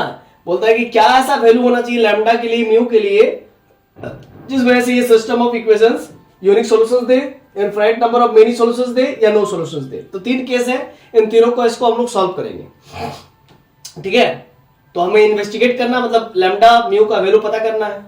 The given system of equations can be written in the matrix form, इस प्रकार से आप लिख लीजिए। फिर डिटरमिनेंट ए का वैल्यू पता कीजिए, लैम्डा माइनस 3 आया है, इसका मतलब अगर आप लैम्डा का वैल्यू 3 ले लेते हैं तो 3 नहीं लेते हैं तो डिटरमिनेंट ए का वैल्यू 0 नहीं आएगा। Then the given system of have unique solutions, तो ऑब्वियस सी बात है डिटरमिनेंट ए का वैल्यू 0 नहीं आएगा, तो उस केस में सिस्टम जो है कि यूनिक सॉल्यूशन देता है। Whatever the value of mu, चाहे म्यू का वैल्यू कुछ भी रहे, अगर लैम्डा का वैल्यू आप 3 नहीं लेंगे तो आपका डिटरमिनेंट ए का वैल्यू 0 नहीं आएगा। जब डिटरमिनेंट ए का वैल्यू 0 नहीं आएगा, है ना, तो उस केस में आप म्यू का कुछ भी वैल्यू ले, है ना, व्हाटएवर वैल्यू ऑफ म्यू। तो अगर आप डिटरमिनेंट ए का वैल्यू 0 आपको नहीं मिलता है, तो इसका मतलब अगर डिटरमिनेंट ए का वैल्यू 0 मिल जाए तब तो दिक्कत है ना, तब तो दिक्कत है, इनकंसिस्टेंट भी हो सकता है या फिर इनफिनिटली मेनी सॉल्यूशंस भी हो सकता है। तो याद रखिए जब डिटरमिनेंट ए का वैल्यू 0 नहीं होगा तब सिस्टम कंसिस्टेंट होता है और यूनिक सॉल्यूशंस देता है। खत्म। अब उसमें आपका म्यू का कुछ वैल्यू रहे, म्यू का यहाँ पर कुछ भी वैल्यू रहे उससे कोई मतलब नहीं, क्योंकि म्यू आरएचएस वेक्टर है। ठीक है, अब आइए आगे बढ़ते हैं। आरएचएस वेक्टर कहिए या फिर कांस्टेंट मैट्रिक्स कहिए, है ना, फिर वही सब चीज यहां पर बताया हुआ है। अब 2 और 3 मतलब ये वाला 2 और 3 infinite number of many solutions और नो सॉल्यूशंस के बारे में बात करते हैं। आइए for infinite solutions and no solutions, इस पर बात करते हैं। अगर लैम्डा का वैल्यू 3 हो जाएगा तो उस केस में डिटरमिनेंट ए का वैल्यू 0 हो जाएगा। So the system may have no solutions, तब सिस्टम के पास नो सॉल्यूशंस हो सकता है या फिर इनफाइनाइटली नंबर ऑफ सॉल्यूशंस हो सकता है। वही तो बात है कि लैम्डा का वैल्यू 3 होने पर डिटरमिनेंट ए का वैल्यू 0 हो रहा है, डिटरमिनेंट ए का वैल्यू 0 हो रहा है, और उस केस में सिस्टम के पास जो है कि इनफिनिटली मेनी सॉल्यूशंस भी हो सकता है या फिर नो सॉल्यूशंस भी हो सकता है। तो वही देखिए करके दिखाया है, लैम्डा का वैल्यू 3 लेकर के ए मैट्रिक्स को लिखा और उधर आरएचएस मैट्रिक्स को एक तरफ आरएचएस वेक्टर जो था उसको वेक्टर भी कहते हैं, आरएचएस वेक्टर भी कहते हैं, या कांस्टेंट मैट्रिक्स भी कहते हैं, उसको एक साथ सब्स्टिट्यूट करके लिख दिए, ऑगमेंटेड फॉर्म में लिख दिए। अब इसमें जो है कि इसको आप बनाइए, है ना, किस फॉर्म में, एसलॉन फॉर्म में। इसको आप एसलॉन फॉर्म में कन्वर्ट करके आप ले आइए, इतना ले आए हैं, नहीं पहले वो था फिर इसके बाद ये आया, फिर इसके बाद ये आया, ठीक है ना। अब आप इसमें हम कर दिए, जो करना था हमने कर दिया। अब आप बात को समझिएगा, यहां पर लैम्डा का वैल्यू मैंने क्या लिया है, यहां पर लैम्डा का वैल्यू मैंने 2 लिया है। देखिएगा आप यहां पर जरा समझिए, अगर नहीं समझ पा रहे हैं तो यहां पर जरा समझिएगा। देखिए यहां पर लैम्डा का वैल्यू यहां पर 2 ले लिया और 6, 10 और म्यू को एक साथ लिख दिया, ठीक है ना। देखिएगा लैम्डा का वैल्यू 2 ले लिया था, देखिएगा जरा समझिएगा, देखिएगा कहां गया 2 नहीं 1 मिनट, लैम्डा का वैल्यू 3 था ना यहाँ पर हाँ, लैम्डा का वैल्यू 3 लेने पे ही ना दिक्कत हो रहा था, तो लैम्डा का वैल्यू 3 ले लेंगे, 2 नहीं 3, वो ऊपर वाला क्वेश्चन का याद आ रहा था बार बार। तो लैम्डा का वैल्यू यहाँ पर 3 ले लेंगे, तो लैम्डा का वैल्यू 3 लेने पर क्या आ रहा है, डिटरमिनेंट ए का वैल्यू 0 आ रहा है, तो लैम्डा का वैल्यू आप 3 ले लेंगे, है ना। तो जब लैम्डा का वैल्यू 3 नहीं लेंगे, जब 3 नहीं लेंगे तब तो भाई आपका सिस्टम ऑफ इक्वेशन कंसिस्टेंट होगा और यूनिक सॉल्यूशंस देगा। अगर लैम्डा का वैल्यू 3 ले लेते हैं तो क्या होता, चलिए देखिए, लैम्डा का वैल्यू अगर 3 ले लेते हैं तो उस केस में जब देखिए लैम्डा का वैल्यू 3 ले लेते हैं तो दूसरा तीसरा सॉल्व करने जा रहे हैं। अगर लैम्डा का वैल्यू 3 ले लेते हैं तो infinity number of many solutions आता है या फिर नो सॉल्यूशंस मिलता है। तो आइए दूसरा और तीसरा बना के देखते हैं। तो वही चीज की है लैम्डा फॉर लैम्डा का वैल्यू 3, तो लैम्डा का वैल्यू 3 रखे हैं, 16 और म्यू रखे हैं। फिर इसको सॉल्व किए, देखिए कुछ रॉज कुछ यहाँ पर ऑपरेशंस मैंने लिख दिया है, R2 - R1 इस प्रकार से एशेलॉन फॉर्म में कन्वर्ट करने के लिए। फिर म्यू - 10 आया है। अब सुनिए, लैम्डा म्यू का वैल्यू अगर आप 10 ले लेते हैं, लॉजिक समझिएगा, अगर म्यू का वैल्यू 10 ले लेते हैं और लैम्डा का वैल्यू 3 आता है, 3 ले चुके हैं, म्यू का वैल्यू अगर आप 10 ले लेते हैं और लैम्डा का वैल्यू आप 3 ऑलरेडी ले चुके हैं, देन रैंक ऑफ ए और rank of augmented matrix A भी आपस में बराबर हो जाएगा, क्योंकि म्यू का वैल्यू 10 होने पर ये वाला भी 0 हो जाएगा, क्योंकि रॉ 3 और कॉलम 4 ये भी 0 हो जाएगा, A3 4 भी 0 हो जाएगा, तो म्यू ये भी पूरा 0 हो जाएगा। तो उस केस में रैंक ऑफ ए और रैंक ऑफ ए बी दोनों का रैंक 2 हो जाएगा, आपस में बराबर हो जाएगा। लेकिन यहाँ पर बात को समझिएगा, दोनों का रैंक तो बराबर हो गया, लेकिन लेस देन 3 है, और लेस देन 3 क्या है, नंबर ऑफ अननोन्स वेरिएबल्स, उससे कम हो गया। Then this condition the system of given equations have infinitely many number of solutions, ये हमने पढ़ा था, ये हो गया, दूसरा केस हो गया। और दूसरी केस को फिर से यहाँ पर जरा समझाने की कोशिश किया मैंने। इफ ऐसा ही ना होता है, then this condition the system of given equations have infinite number of many solutions. अब लैम्डा का वैल्यू 3 ले लेते हैं और म्यू का वैल्यू 10 नहीं लेते हैं, अभी हमको क्या मिला, infinite number of many solutions मिला, म्यू का वैल्यू 10 लेने पर ना infinite number of many solutions मिला, क्योंकि म्यू का वैल्यू 10 ले लेंगे तो ये पूरा 0 हो जा रहा नीचे वाला, है ना। अब लैम्डा का वैल्यू 3 ले लेते हैं, तो चूंकि पहले ले चुके थे लैम्डा का वैल्यू 3, अब म्यू का वैल्यू 10 नहीं लेना है, म्यू का वैल्यू 10 नहीं लेना है। तो म्यू का वैल्यू 10 नहीं लेंगे तो ये वाला कभी 0 होगा नहीं ना। म्यू का वैल्यू अगर 10 नहीं लेंगे, 10 के अलावा 2 ले लो, 3 ले लो, 4 ले लो, कुछ भी ले लो, लेकिन 10 नहीं लेना है ना। अगर 10 नहीं लेंगे तो देन रैंक ऑफ ए और रैंक ऑफ ए भी आपस में बराबर आएगा। बात को समझो, अगर म्यू का वैल्यू अगर हम 10 नहीं लेंगे, 10 नहीं लेना है, 10 के बदले कुछ ले लो, 2 3 4 5 6 कुछ भी ले लो, तो उस केस में रैंक ऑफ ए और रैंक ऑफ ए भी आपस में बराबर आएगा? नहीं आएगा, क्योंकि यहां पर तो नॉन, देखिए तब non zero, rank of A B में नॉन जीरो रॉस कितने हो जाएंगे? 3, क्योंकि ये तब तो 0 नहीं होगा। और रैंक ऑफ ए का ये तो 0 हो जाएगा तब भी, उस केस में इसका रैंक 2 हो जाएगा, इसका रैंक 3 हो जाएगा। तो इसीलिए अगर कहां गया, अगर लैम्डा का वैल्यू 3 ले ले और म्यू का वैल्यू 10 ना ले, तो then rank of A and rank of A भी आपस में बराबर नहीं होगा। Then this condition is inconsistency, क्योंकि दोनों रैंक आपस में बराबर नहीं होता तो इसको इनकंसिस्टेंट कंडीशन कहते हैं। And the given system of equations have no solutions. तो मैंने आपको बताया बहुत ही शालीनता से कि कब नो सॉल्यूशंस होगा, कब सिस्टम कंसिस्टेंट होगा, कब सिस्टम इनकंसिस्टेंट होगा, है ना। और कब सिस्टम जो है कि इनकंसिस्टेंट होते हुए भी, इनकंसिस्टेंट होगा तो नो सॉल्यूशन देगा, और कंसिस्टेंट होगा तो इनफाइनाइटली मेनी सॉल्यूशंस होगा, जब डिटरमिनेंट ए का वैल्यू 0 हो रहा तब। ठीक है, इतना क्लियर है? आइए इसी चीज को हम समझते हैं केस वाइज। अगर लैम्डा का वैल्यू 3 नहीं ले और म्यू व्हाटएवर रहे, वो जो ऊपर वाला केस पढ़े थे, लैम्डा का वैल्यू 3 नहीं लेना है, क्योंकि लैम्डा -3, क्योंकि डिटरमिनेंट ए का वैल्यू लैम्डा -3 था। तो अगर लैम्डा का वैल्यू 3 ना ले और म्यू का वैल्यू चाहे तुम कुछ भी ले लो, mu have whatever values of whatever values, lambda का वैल्यू 3 नहीं होना चाहिए, म्यू का कुछ भी वैल्यू होना चाहिए, और कुछ भी वैल्यू हो, व्हाटएवर वैल्यू, उस डज नॉट मैटर। ठीक है ना। तो उस केस में उस केस में क्या था? कंसिस्टेंट था, यूनिक सॉल्यूशन था। अच्छा, लैम्डा का वैल्यू 3 ले ले और म्यू का वैल्यू 10 ले ले, तो अभी आपने देखा लैम्डा का वैल्यू 3 लेने पर और म्यू का वैल्यू 10 लेने पर क्या आया? सिस्टम इनफिनिटली मेनी सॉल्यूशंस आया, आपने देखा। फिर तीसरा पॉइंट देखा, लैम्डा का वैल्यू 3 ले लेते हैं और म्यू का वैल्यू 10 नहीं लेते हैं, म्यू का वैल्यू 10 नहीं लेते हैं, तो उस केस में क्या आया? 10 नहीं लेने पर system of equations have no solutions, कोई सॉल्यूशन नहीं आएगा। तो आपसे पूछा ही था ना कि कब नो सॉल्यूशंस आएगा, पॉइंट 1, पॉइंट 2, पॉइंट 3 करके दिया था कि कब यूनिक सॉल्यूशंस आएगा, कब नो सॉल्यूशंस आएगा, कब इनफिनिटली मेनी सॉल्यूशंस आएगा। तो यही तो आपका आंसर, यही तो है ना। तो यही दूसरा नंबर वाला आप आंसर देंगे कि म्यू का वैल्यू आप 10 ले ले, रैंक ए भी आपस में बराबर आ जाएगा और नंबर ऑफ अननोन से कम होगा। Thus, in this case, the system of equations have infinitely number of many solutions होगा। ठीक है ना। लैम्डा का वैल्यू आप 3 ले ले और म्यू का वैल्यू 10 ले ले, तो ये केस होगा, यही होगा कि infinity number of many solutions होगा। तो चलिए थोड़ा सा इधर ऊपर की ओर मूव करते हैं, थोड़ा सा देख लेते हैं कि क्या आपसे पूछा था।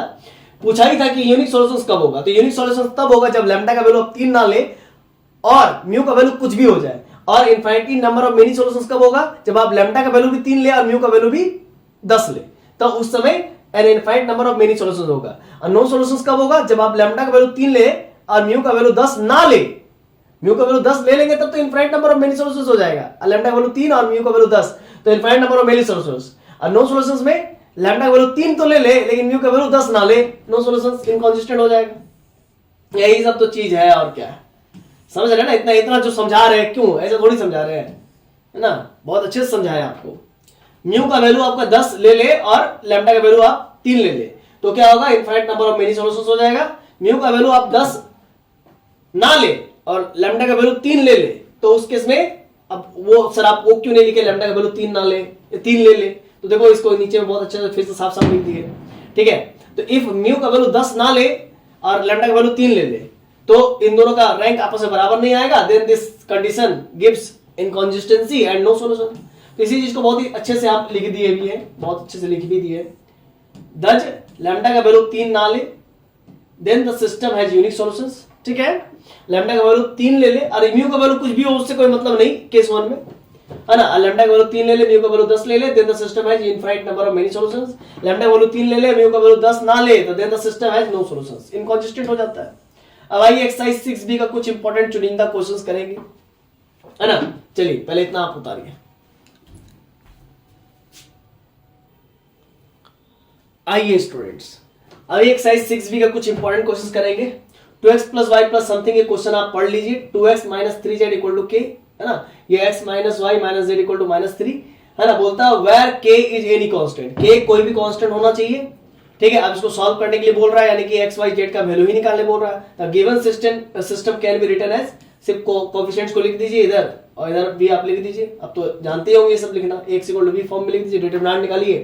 तो यहाँ पर आपका 9 आ रहा है ना, डिटरमिनेंट 9 आया।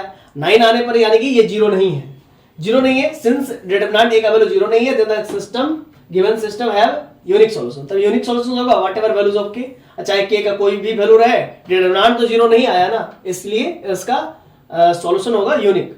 अब ए बी ऑगमेंटेड मैट्रिक्स को इस प्रकार से लिखेंगे सिंबॉलिक फॉर्म में, ठीक है ना, रफली, मतलब इसको इक्विवेलेंसी वाला सिंबल लगा के लिखेंगे। 2 1 2 1 माइनस 0 1 माइनस माइनस 3 और इधर वाला आपका 12 माइनस 3k, 12 माइनस 3k लिख दिए। अब इसको जो है कि आपको सॉल्व करना है, रॉ 1 को रॉ 2 कीजिए, रॉ 2 को रॉ 1 कीजिए। क्यों? क्योंकि आपको मालूम है एप्सिलॉन फॉर्म में आपको कन्वर्ट करना है। अब ये एप्सिलॉन फॉर्म में आप खुद से कन्वर्ट कीजिए, ये सब मैं नहीं बताऊंगा, ठीक है ना। दिक्कत है तो आप देख करके यहां से आप उतारिए, ठीक है। एप्सिलॉन फॉर्म अगर नहीं, भाई एप्सिलॉन फॉर्म नहीं आता तो फिर क्यों पढ़ोगे, सिंपल सी बात है। क्यों पढ़ोगे? नहीं पढ़ो, मत पढ़ो, छोड़ दो, है ना। एप्सिलॉन फॉर्म नहीं आता तो मत पढ़ो। एप्सिलॉन फॉर्म पहले ही बता चुके कि एप्सिलॉन फॉर्म कैसे, बहुत सारा क्वेश्चन बना के बता चुके हैं। नहीं आता तो छोड़ दो, फिर पढ़ाई छोड़ दो, है ना, सिंपल सी बात है। मत पढ़ो, फेल हो जाओ, है ना, गुपचुप बेचो। हम ऐसे ही बोलते हैं, हम देखिए हम कड़वा बोलते हैं, ठीक है ना, क्योंकि बच्चा परेशान करता है कि फिर से बताइए सर एप्सिलॉन फॉर्म। भाई क्या मतलब है एप्सिलॉन फॉर्म अगर नहीं आता है, कितने, एक बार नहीं, 2 बार नहीं, 3 बार नहीं, 4 गो लेक्चर उसके लिए बनाए थे एप्सिलॉन फॉर्म के लिए, इतना सारा क्वेश्चंस करवाए हैं। अब नहीं आता तो फिर कब सीखोगे? सिंपल सी बात है, अगर अभी नहीं आता तो जिंदगी भर नहीं सीख पाएगा तुम, है ना। अगर दिक्कत है तो एप्सिलॉन फॉर्म वाला वीडियो जाके देख लो भाई, यूनिट 1 में है पढ़ा हुआ, ठीक है। तो एप्सिलॉन फॉर्म में आप पहले कन्वर्ट कीजिए, ठीक है ना। मैंने भी अपने टाइम में देख सकते हैं कितना मेहनत किया है, ठीक है ना।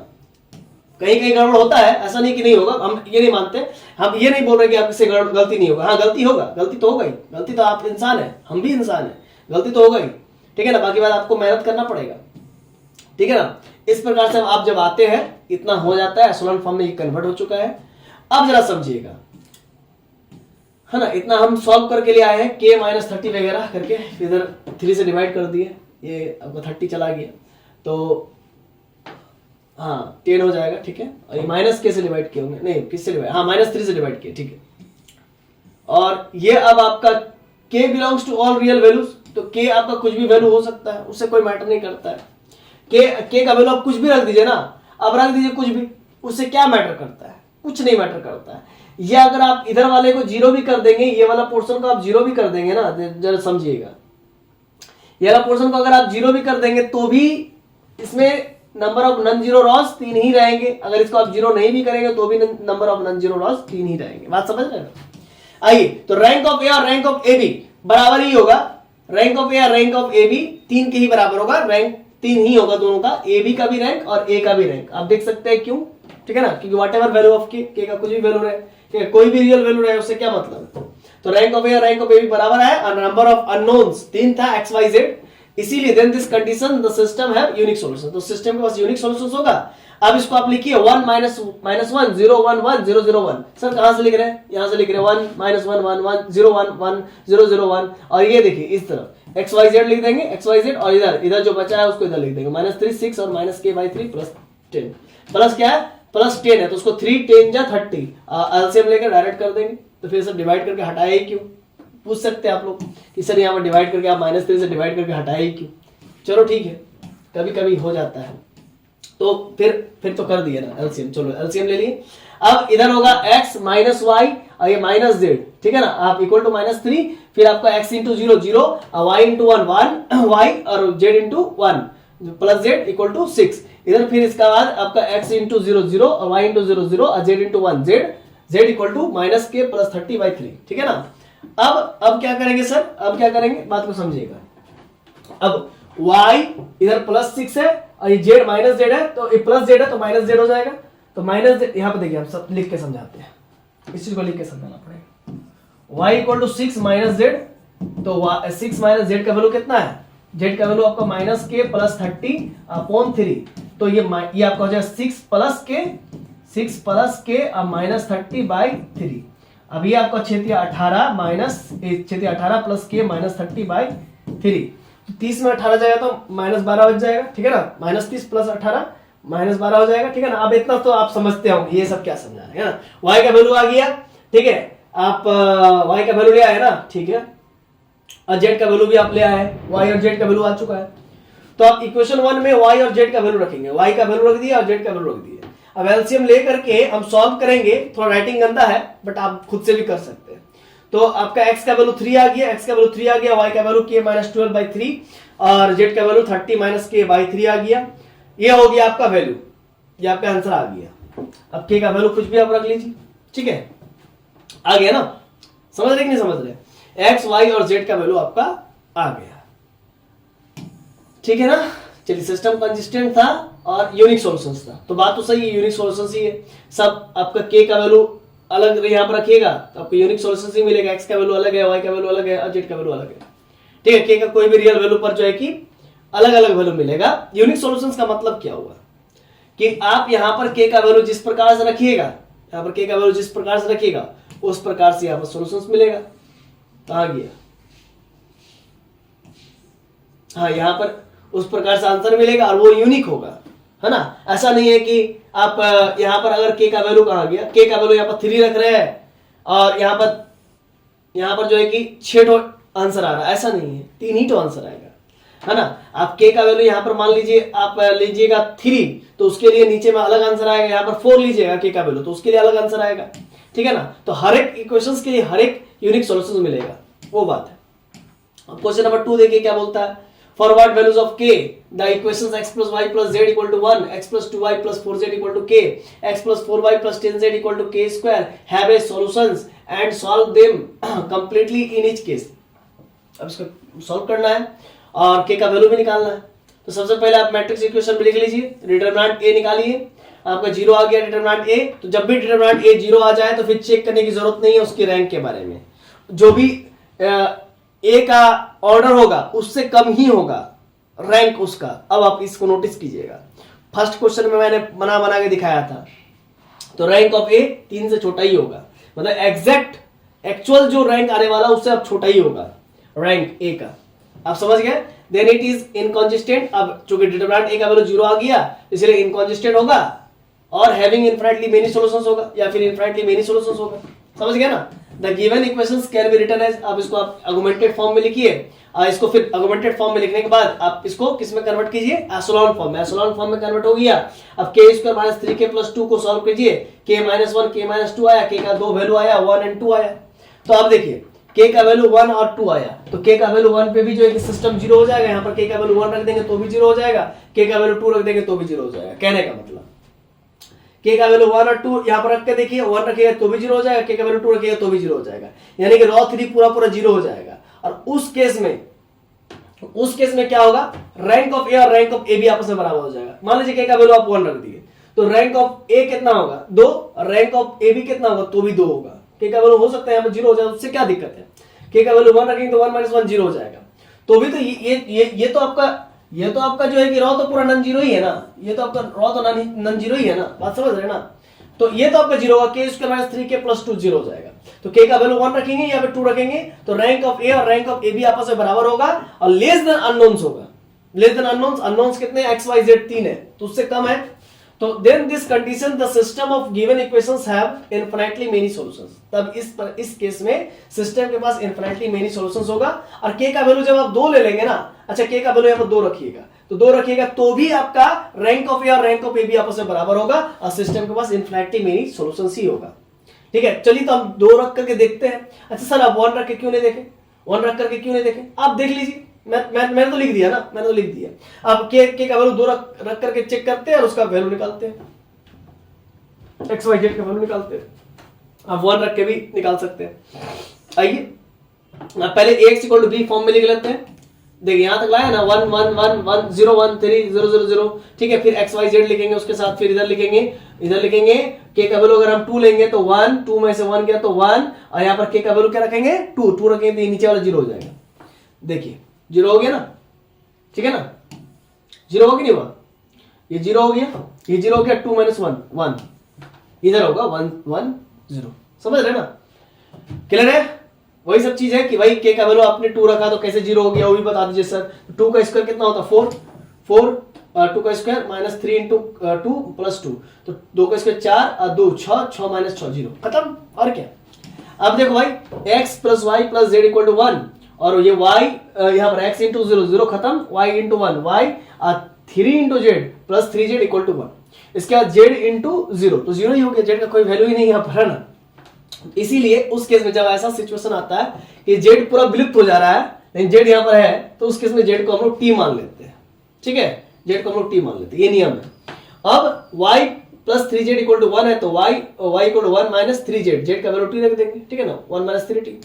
ठीक है, इतना आ गया, y का वैल्यू आ गया, z का वैल्यू आ गया। अब यहाँ पर इक्वेशन 1 में y का वैल्यू पुट कर देंगे 1 माइनस 3t और z का वैल्यू पुट कर देंगे t तो 1 से 1 कट गया minus 3t plus t minus 2t तो x का वैल्यू इधर आ गया तो 2t हो गया तो x का वैल्यू 2t आया।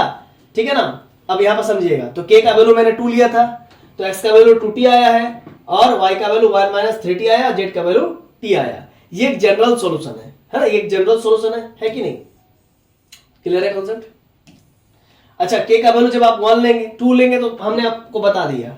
अब आप 2 लेंगे तो आपको बता दिया कि भाई ये सब सॉल्यूशंस हमारे पास आने वाले हैं, ये सब सॉल्यूशंस आने वाले हैं। ठीक है ना? और जब आप 1 लेंगे तब क्या आएगा? जब 1 लेंगे then we can written as ax equal to b। अब a का वैल्यू उधर लिखिए x y z, फिर इधर लिखिए k का वैल्यू आप 1 लिए तो देखिए समझिएगा k का वैल्यू जब आप 1 लीजिएगा तो यहां पर जरा समझिएगा 1 माइनस 1 0 हो जाएगा और यहां पर k का वैल्यू 1 रखेंगे तो चूंकि उसका रूट है तो 1 रखने पर 0 हो जाएगा। बाकी बात एज इट इज, समझ रहे हैं ना मेरे बात को? तो k का वैल्यू 1 लिया है तो देखिए 1 1 1 0 1 3 0 0 0 x y z 1 0 0।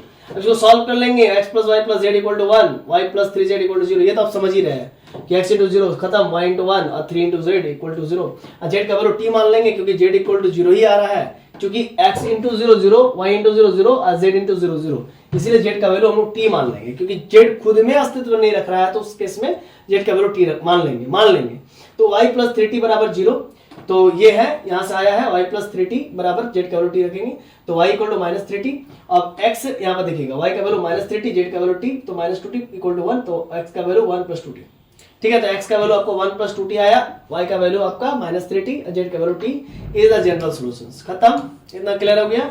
अब हम लोग होमोजेनस इक्वेशंस पर बात करेंगे, वो भी कंप्लीट हो गया। अब ये नया टॉपिक ही स्टार्ट हो रहा है होमोजेनस इक्वेशंस।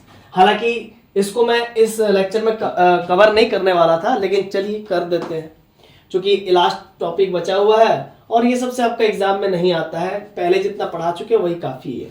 तो भी आइए पढ़ लेते हैं होमोजेनस इक्वेशंस के बारे में। तो थोड़ा सा आप इसको उतारेंगे फिर मैं पढ़ाऊंगा। आइए तो आगे बढ़ते हैं। देखिए स्टूडेंट्स, होमोजेनस इक्वेशंस इंट्रोडक्शन पहले आपको दिलाता हूं। a11 x1 plus a12 x2 plus dot dot dot a1 n xn raw 1 column n ना raw 1 column 2 raw 1 column 1 ठीक है equal to 0 raw 2 column 1 x1 raw 2 column 2 x2 dot dot dot raw 2 column n xn equal to 0। ये general form है raw m column 1 x1 raw m column 2। ठीक है, इसके बाद यहाँ पर x2 होगा, x2 छूट गया है ना, x2 plus dot dot dot raw m column n xn equal to 0। अगर RHS में देख सकते हैं सभी के सभी 0 है ना। अगर ऐसा सिस्टम आए be the system of homogeneous equation तभी इसको होमोजेनस कहते हैं। अगर RHS पूरा 0 आए तो सिस्टम ऑफ होमोजेनस इक्वेशंस कहते हैं। राइट इन मैट्रिक्स फॉर्म, अगर इसको मैट्रिक्स फॉर्म में लिखना चाहे तो ax इक्वल टू उधर b लिखते थे नन 0 के लिए, तो चूंकि सारा 0 है इसीलिए z लिखेंगे। ठीक है, नया notation. If rank of a और रैंक ऑफ az, मतलब वहां पर ab होता था और यहां पर az होगा। अगर रैंक ऑफ ए और रैंक ऑफ az आपस में बराबर हो जाए और नंबर ऑफ अननोन्स भी बराबर हो जाए then the system is consistent होगा, सिस्टम कंसिस्टेंट हो जाएगा and have a trivial solution. अब ये क्या होता है देखिए बताते हैं तो समझ में आ जाएगा। रैंक ऑफ ए और रैंक ऑफ az, क्योंकि वहां पर ए भी हो रहा था क्योंकि बी आपका वहां पर नन 0 था है ना, और यहां पर जेड आपका 0 है, RHS वेक्टर 0 है, इसलिए इसको az से लिखते हैं, ए ऑगमेंटेड जेड। तो ए ऑगमेंटेड जेड रैंक ए का रैंक और ए ऑगमेंटेड जेड का रैंक आपस में बराबर हो जाए, नंबर ऑफ अननोन्स भी बराबर हो जाए, then the system is consistent होगा और सिस्टम के पास ट्रिवियल सॉल्यूशंस होगा। और सिस्टम का ट्रिवियल सॉल्यूशंस का मतलब होता है कि x का भी मान 0 हो जाए, y का भी मान 0 हो जाए और z का भी मान 0 हो जाए। तो x y z तीनों का मान 0 हो जाएगा तो उसको ट्रिवियल सॉल्यूशंस कहते हैं और इसी को यूनिक सॉल्यूशंस भी कहते हैं होमोजेनस के अंदर। रैंक ये सब मालूम था आपको, नहीं ना? चलिए, तो अच्छा, rank of A number of unknowns, है ना? ये क्या है? रैंक ऑफ ए, ठीक है। और ये क्या है? Rank of A Z, A augmented Z किसके बराबर हो जाए? Number of unknowns. आप ऐसा भी कह सकते हैं, उस केस में भी ट्रिवियल दे देगा, ठीक है, ऐसा भी तो हो सकता है, rank of A number of unknowns के बराबर हो जाए तो, ठीक है ना? अच्छा, तीसरा पॉइंट, दूसरा हो गया। तीसरा पॉइंट, पहला था क्या? A Z, A X equal to Z लिखना है मैट्रिक्स फॉर्म में। तीसरा पॉइंट क्या? Rank of A rank of A B अगर आपस में बराबर है, ठीक है, और आर से लेस देन है, मतलब रैंक ऑफ ए का रैंक आर है, और ए बी बोले तो ए जेड, यहां पर तो ए जेड की तरह से हम लोग ट्रीट करेंगे ना। बी क्या है? जेड, जो आरएचएस वेक्टर था या आपका कांस्टेंट मैट्रिक्स था जो इधर रहता था, तो बी को जेड है, बी एक तरह से जेड है, तो ए बी का रैंक और ए का रैंक यानी कि ए जेड का रैंक, यहां पर बी लिख के गलत कर दिया, यहां पर जेड लिख लीजिएगा आप, ठीक है ना? तो ए ऑगमेंटेड जेड मैट्रिक्स का रैंक और ए का मैट्रिक्स का रैंक, दोनों का रैंक आर आया है, और वो लेस देन है एन से। एन क्या? नंबर ऑफ अननोन्स, यानी कि एक्स वाई जेड टाइप का, है ना? अगर ये मान लीजिए 3 है और ये दोनों का वैल्यू 2 है, ऐसा मान लीजिए, रैंक ए और रैंक ऑफ ए बी 2 है और नंबर ऑफ अननोन्स 3 है, तो उस केस में then the system is consistent, तब भी सिस्टम कंसिस्टेंट होगा, but have infinite number of solutions and we select, और इनफाइनाइट नंबर ऑफ सॉल्यूशंस होगा, ठीक है ना? और इन ऐसे क्वेश्चंस को सॉल्व करने के लिए हम लोग बेसिक सॉल्यूशंस का इस्तेमाल करते हैं, जो कि सेम 3 या फिर आप सेम 5 में पढ़ेंगे, आप नहीं पढ़ेंगे जो मेजर पेपर जिनका है, लेकिन बस मैं आपको जस्ट समझाना चाहता हूं कि वैसे प्रॉब्लम को कैसे सॉल्व करते हैं, मतलब ऐसे प्रॉब्लम को कैसे सॉल्व करते हैं, है ना? हालांकि इस मेथड से यहां पर हम सॉल्व करने वाले नहीं है। n माइनस आर इसका सॉल्यूशन होगा, सिलेक्ट इंडिपेंडेंटली, मतलब ये क्या बोलना चाह रहा है? n आपका नंबर ऑफ अननोन्स मान लीजिए 3 है और रैंक आया है 2, तो 3 में से 2 घटाएंगे तो 1 बचेगा। 3 में से 2 रैंक, मान लीजिए n नंबर ऑफ अननोन्स 3 है और रैंक आया है 2, तो 3 में से 2 गया तो 1 बचेगा। तो इसी को बेसिक सॉल्यूशंस के तरीके से हम लोग सॉल्व करेंगे, और जो 1 बचेगा ना, तो वो 1 कहता है कि आप किसी भी एक वेरिएबल को t मान लीजिए, तो उस प्रकार से सॉल्व करेंगे, समझे ना? वही तरीका। सपोज ऑर्डर n है और रैंक r है, मान लीजिए ऑर्डर 3 है, रैंक 2 है, तो 3 माइनस 2 यानी कि 1। फिर 1 जो होगा उसको किस प्रकार सॉल्व करेंगे? इन दोनों का जो डिफरेंस 1 आ रहा है, तो इसी एक को कोई भी एक नया वेरिएबल मान लेंगे, तो इसी एक को कोई एक नया वेरिएबल मान लेंगे, कुछ भी मान लेंगे, टी मान लेंगे, जेड मान लेंगे, एम मान लेंगे, एस मान लेंगे, कुछ भी मान लेंगे। तो सर, तो आपको इस तरीके से सॉल्व नहीं करना है, बार बार मैं कह रहा हूं, मैं जस्ट बता रहा हूं, यहां से ये जो बेसिक सॉल्यूशंस की बात कर रहे हैं ना, यहां से देखिएगा, system is consistent but have infinite number of solutions, बस इतना ही आपको समझना है। इसके बाद जो मैंने बताया है वो एक्स्ट्रा है, आपको नहीं करना है, ठीक है ना? जस्ट मैंने बताया कि सेम 5 में आप करेंगे, सेम 5 में आप करेंगे जो मेजर पेपर वाले हैं, और जो माइनर है तो फिर उनको यही प्रोसेस से करना है, ठीक है ना? यही प्रोसेस है जो अभी सिखाएंगे, इजी प्रोसेस है। देखिए, एक क्वेश्चन कर देंगे तो आपको समझ में आ जाएगा, चमक जाएगा। Solve the following system of equations x + y + z = 0 2x - something है, 1 2 3 और 4 चार इक्वेशंस दिया हुआ है, और सबके आरएचएस में 0 है, यानी कि आरएचएस वेक्टर 0 है, यानी कि कोफिशिएंट नहीं, कांस्टेंट मैट्रिक्स जो आरएचएस में रहता है उसको कांस्टेंट मैट्रिक्स कहते हैं, वो 0 है। अब इसको मैट्रिक्स फॉर्म में लिख लीजिए, x = z के फॉर्म में, b नहीं कहेंगे इसको क्योंकि ये तो 0 नहीं, ये तो नॉन जीरो, एक भी नॉन जीरो नहीं है, इसीलिए इसको हम लोग b नहीं कहेंगे, z कहेंगे। क्या कहेंगे? z, है ना? तो ये कोफिशिएंट मैट्रिक्स लिख लीजिए 1 1 1 x y z, और इधर आपका 2 -1 और -3, फिर इधर आपका 3 -5 और 4, और उधर 1 17 और 4, ठीक है ना? और इधर 0 0 0, इधर 4 बार 0 है क्योंकि 4 वो इक्वेशंस है। आप देख सकते हैं स्टूडेंट्स, वेरिएबल्स 3 है, नंबर ऑफ वेरिएबल्स कितने हैं? नंबर ऑफ वेरिएबल्स 3 है, ठीक है? नंबर ऑफ वेरिएबल्स कितने हैं सर? 3 है। हाँ, नंबर ऑफ वेरिएबल्स 3 है, ठीक है? और नंबर ऑफ इक्वेशंस कितने? 4 है। कुछ समझ में आ रहा है? चलिए, तो रैंक ऑफ ए और रैंक ऑफ ए जेड, एक बात समझिएगा, मैं पॉइंट बता रहा हूं, पॉइंट नंबर 1 कि if rank of A and rank of A Z, मतलब augmented matrix A Z, number of unknowns के बराबर हो जाए, देन सिस्टम क्या हो जाएगा? कंसिस्टेंट हो जाएगा एंड यूनिक सॉल्यूशंस होगा, और वही यूनिक सॉल्यूशंस को ट्रिवियल सॉल्यूशंस कहते हैं, क्योंकि ट्रिवियल सॉल्यूशंस का मतलब होता है x का मान, x और y और z का मान, तीनों का मान 0 होना चाहिए, ठीक है? सेकेंड मेथड समझिएगा, first of all we find determinant A, सबसे पहले ये तो आप समझ रहे हैं कि एजेड टाइप से हम लोग बना देंगे तो हम लोग पता चल जाएगा। एजेड निकालेंगे, रैंक ऑफ ए निकालेंगे, रैंक ऑफ एजेड निकालेंगे, मतलब कि ऑगमेंटेड मैट्रिक्स जेड निकालेंगे, फिर नंबर ऑफ अननोन से मैच करेंगे। अगर ये तीनों बराबर होता है तो यूनिक सॉल्यूशन होगा और ट्रिवियल सॉल्यूशंस होगा। यूनिक सॉल्यूशन यानी ट्रिवियल सॉल्यूशन, क्योंकि होमोजेनस में ट्रिवियल सॉल्यूशंस होता है। ट्रिवियल सॉल्यूशंस होगा और एक्स वाई जेड का मान तीनों का मान 0 हो जाएगा। वो इस प्रक्रिया से हम लोग निकाल लेंगे। वो मेथड 1 है, उससे भी आप कर सकते हैं, है ना, उस तरीके से जो हम लोग अभी तक करते हुए आए हैं। और फिर वहां पर ये चूंकि ऑगमेंटेड में कन्वर्ट हो चुका होगा ए ऑगमेंटेड जेड में, तो वहां से ए भी पता चल जाएगा, जेड भी पता चल जाएगा। तो उसको बढ़िया से लिखेंगे, ए को अलग लिखेंगे, फिर एक्स वाई जेड लिखेंगे, फिर राइट में लिखेंगे 0 0 0, फिर उससे कंपेयर करके हम लोग एक्स वाई जेड का वैल्यू निकाल लेंगे। तो वो तो समझ गए, वो तरीका आप समझ गए। सेकंड मेथड क्या है वो भी समझ लीजिए। सेकंड मेथड में क्या है कि first of all we find determinant A. सबसे पहले हम लोग डिटरमिनेंट ए चेक करेंगे। डिटरमिनेंट ए अगर नॉन जीरो है तो हम लोग कहेंगे सिस्टम कंसिस्टेंट है और यूनिक सॉल्यूशंस देगा, खत्म। और अगर डिटरमिनेंट ए का वैल्यू 0 है तो सिस्टम इनकंसिस्टेंट है और infinitely many number of solutions देगा, खत्म। इतना समझ में आ रहा है कि नहीं आ रहा? तो डिटरमिनेंट ए बोले तो ये आपका 1 1 1 2 -1 -3 ये वाला समथिंग, ठीक है ना। तो ये बात है, समझ रहे ना। तो सेकेंड मेथड क्या है, first of all we find determinant A, check determinant A is not equal to 0। अगर नॉट इक्वल टू 0 है तो कंसिस्टेंट होगा, यूनिक सॉल्यूशंस देगा, और 0 हुआ तो इनकंसिस्टेंट होगा, इनफिनिटली मेनी सॉल्यूशंस देगा। सबसे पहले ए जेड लिख लेंगे, ए को लिख लेंगे, जेड को लिख लेंगे, यहां से देख करके लॉजिक समझिएगा। ए लिख लिए, जेड लिख लिए, ठीक है ना। क्लियर है कॉन्सेप्ट? एक मिनट आप थोड़ा सा रुकिएगा, एक मिनट रुकिएगा, एक मिनट। हाँ, तो मैं कहा था,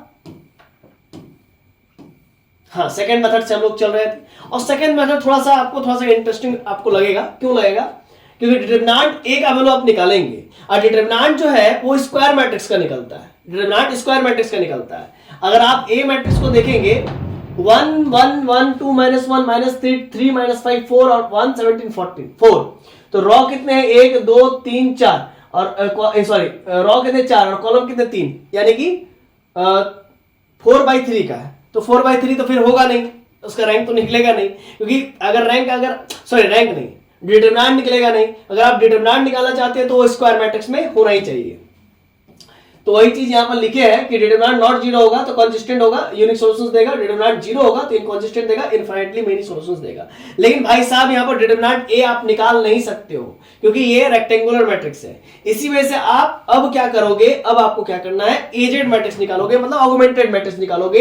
ए को लिखोगे और जेड मैट्रिक्स को इधर लिख लीजिएगा। इसके बाद आप इसको सॉल्व करते हुए आगे बढ़ेंगे, सर क्या सॉल्व करके आगे बढ़ेंगे? आपको इसको कन्वर्ट करना है किसमें? एशेलॉन फॉर्म में। एशेलॉन फॉर्म में कन्वर्ट करते आइए।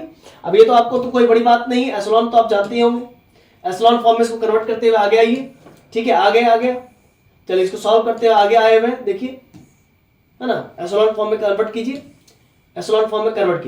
अब आप देख सकते हैं रैंक ऑफ ए और रैंक ऑफ ए जेड दोनों आपस में बराबर है।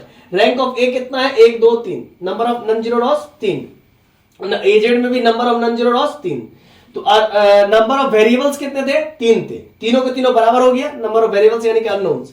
इसी वजह से therefore the system possesses trivial solutions. अब इस केस में ये सिस्टम ट्रिवियल सॉल्यूशंस को पोजेस करेगा और यूनिक सॉल्यूशंस देगा, क्योंकि आपको मालूम है rank of A Z augmented Z, A augmented Z और नंबर ऑफ अननोन्स तीनों आपस में बराबर हो जाते हैं। तब क्या होता है? ट्रिवियल सॉल्यूशंस मिलता है और यूनिक सॉल्यूशंस मिलता है। और उसी को एक्स, यहां पर आप देख सकते हैं, ये आप क्या मिलेगा? x + y। आप इसको लिखिएगा ना सर, आप इसको लिखिएगा कि नहीं लिखिएगा? आप इसको लिखेंगे, आप लिखेंगे इसको 1 1 1 0 1 5/3 0 0 1, और इधर आपका हो जाएगा x y और z इक्वल टू आप क्या लिखेंगे? 0 0 0। समझ रहे हैं ना? इधर आपका हो जाएगा x + y + z equal to 0, इधर हो जाएगा आपका x 0 खत्म, y + 5/3 z इक्वल टू 0। इसके बाद आप क्या लिखेंगे? z equal to 0। समझ रहे हैं ना? इस प्रकार से फिर z का वैल्यू यहाँ पर 0 पुट कीजिएगा तो आपको y का वैल्यू फिर से 0 मिल जाएगा। फिर y का वैल्यू 0 और x का वैल्यू 0, तो फिर आपको x का वैल्यू फिर से मिल गया 0, है ना? फिर से 0 मिल गया। तो इस प्रकार से आपको क्या मिल जाएगा? ट्रिवियल सॉल्यूशन मिल जाएगा। x 0 y 0 और z 0, खत्म, पूरा हो गया। समझ गए ना? The general solution is this. ठीक, अब आइए नेक्स्ट क्वेश्चन पर हम लोग बात करेंगे।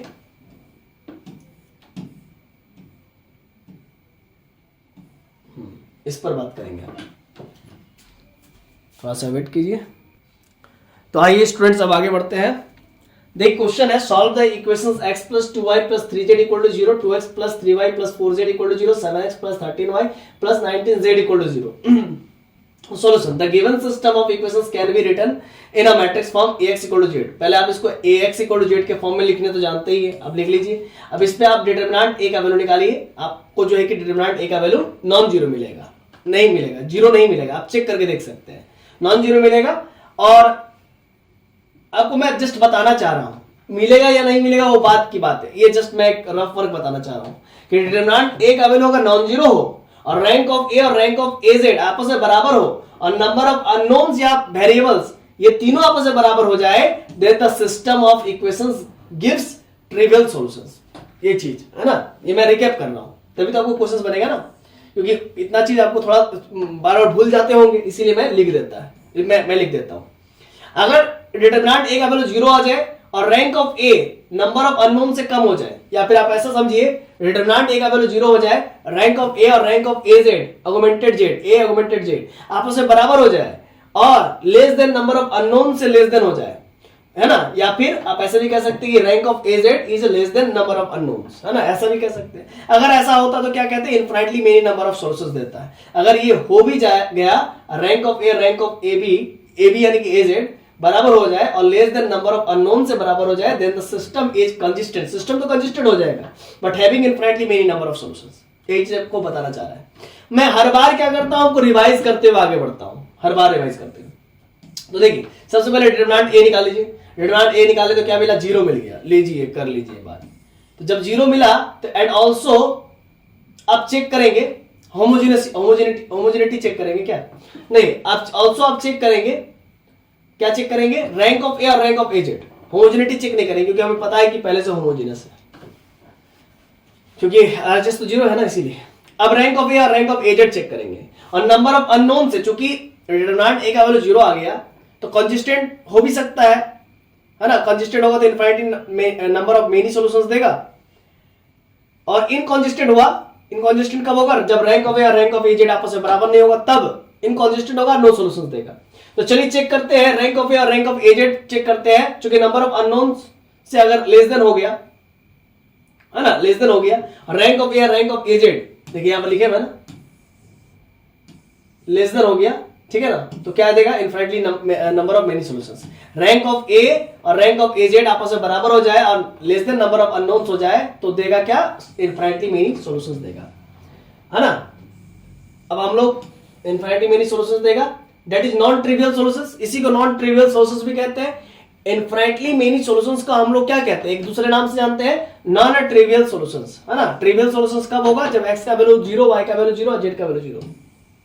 आइए हम लोग बात करेंगे, सिंस डिटरमिनेंट a का वैल्यू जीरो आ चुका है, the system will have infinite number of solutions, इसलिए सिस्टम के पास इनफाइनाइट नंबर ऑफ सॉल्यूशंस होगा। इसी को कहते हैं नॉन ट्रिवियल सॉल्यूशंस। क्या कहते हैं, non trivial solutions. Infinite number of solutions को ही नॉन ट्रिवियल सॉल्यूशंस कहते हैं। अब ए जेड निकालिए, अब ए जेड आप लिख लीजिए, ए का वैल्यू लिख दीजिए और ऑगमेंटेड जेड, मतलब ए ऑगमेंटेड जेड, जेड लिख लीजिए। अब इसी को आप इसको एप्सिलॉन फॉर्म में कन्वर्ट कीजिए, एप्सिलॉन फॉर्म में ये आपका कन्वर्ट हो गया, ठीक है ना। A Z is equivalent to 1 2 3 such that 0 0 1 2 such that 0 0 0 0, मतलब इसको इस प्रकार से आगे की ओर सॉल्व कीजिए। मैं एक बार देख लेता हूं आपको दिख रहा है कि नहीं दिख रहा है, हाँ दिख तो रहा है। चलिए अब रैंक ऑफ ए और रैंक ऑफ ए जेड अब देखिएगा तो पता चल रहा है कि 1 2 3 0 0 1 2 0, मतलब ये पूरे में जो है कि एक तो नॉन जीरो एलिमेंट कम से कम होना चाहिए। एक क्या है, इसमें 2 नॉन जीरो है, इसमें 3 नॉन जीरो है, इसका मतलब पूरे में जो है कि ये पूरा रॉ जो है कि नॉन जीरो हो गया, यानी कि 2 नॉन जीरो रॉज है, रैंक ऑफ ए और rank of A Z 2 non zero rows है, इसीलिए रैंक ऑफ ए और रैंक ऑफ ए जेड क्या आ गया, 2 आ गया। और ये less than number of unknowns यानी कि वेरिएबल्स, नंबर ऑफ अननोन्स मतलब कि एक्स वाई जेड था, है ना, वो 3 से कम हो गया, यानी कि 3 से तो कम है, लेकिन रैंक ए और रैंक ऑफ ए जेड बराबर है, यानी कि कंसिस्टेंट है, कंसिस्टेंट है ना। और less than number of unknowns है, इसीलिए ये क्या देगा, लेस देन है ना, नंबर ऑफ अननोन से लेस देन है ना, इसीलिए infinite number of many solutions होगा। तो therefore the system possesses infinite number of solutions, है ना, इसीलिए सिस्टम के पास इनफाइनाइट नंबर ऑफ सॉल्यूशंस होगा।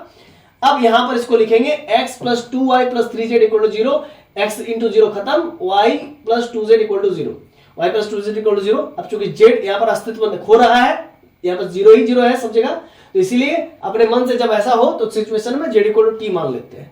कोई भी अपना अस्तित्व खोता है तो उस समय हम लोग t मान लेते हैं, है ना। n माइनस r, इसको जरा समझिएगा। Number of equations, number of unknowns 3 थे और रैंक 2 थे, तो equal to 1, 3 minus 2 equal to 1। वही बात है, इक्वल टू 1 मतलब किसी भी एक वेरिएबल को हम कोई भी चीज से आप मान सकते हैं, या तो t मान लीजिए, या तो s मान लीजिए, या तो m मान लीजिए, कुछ भी मान लीजिए। मतलब किसी भी एक वेरिएबल को तब आप किसी दूसरे वेरिएबल से रिप्लेस कर सकते हैं, वही बात है।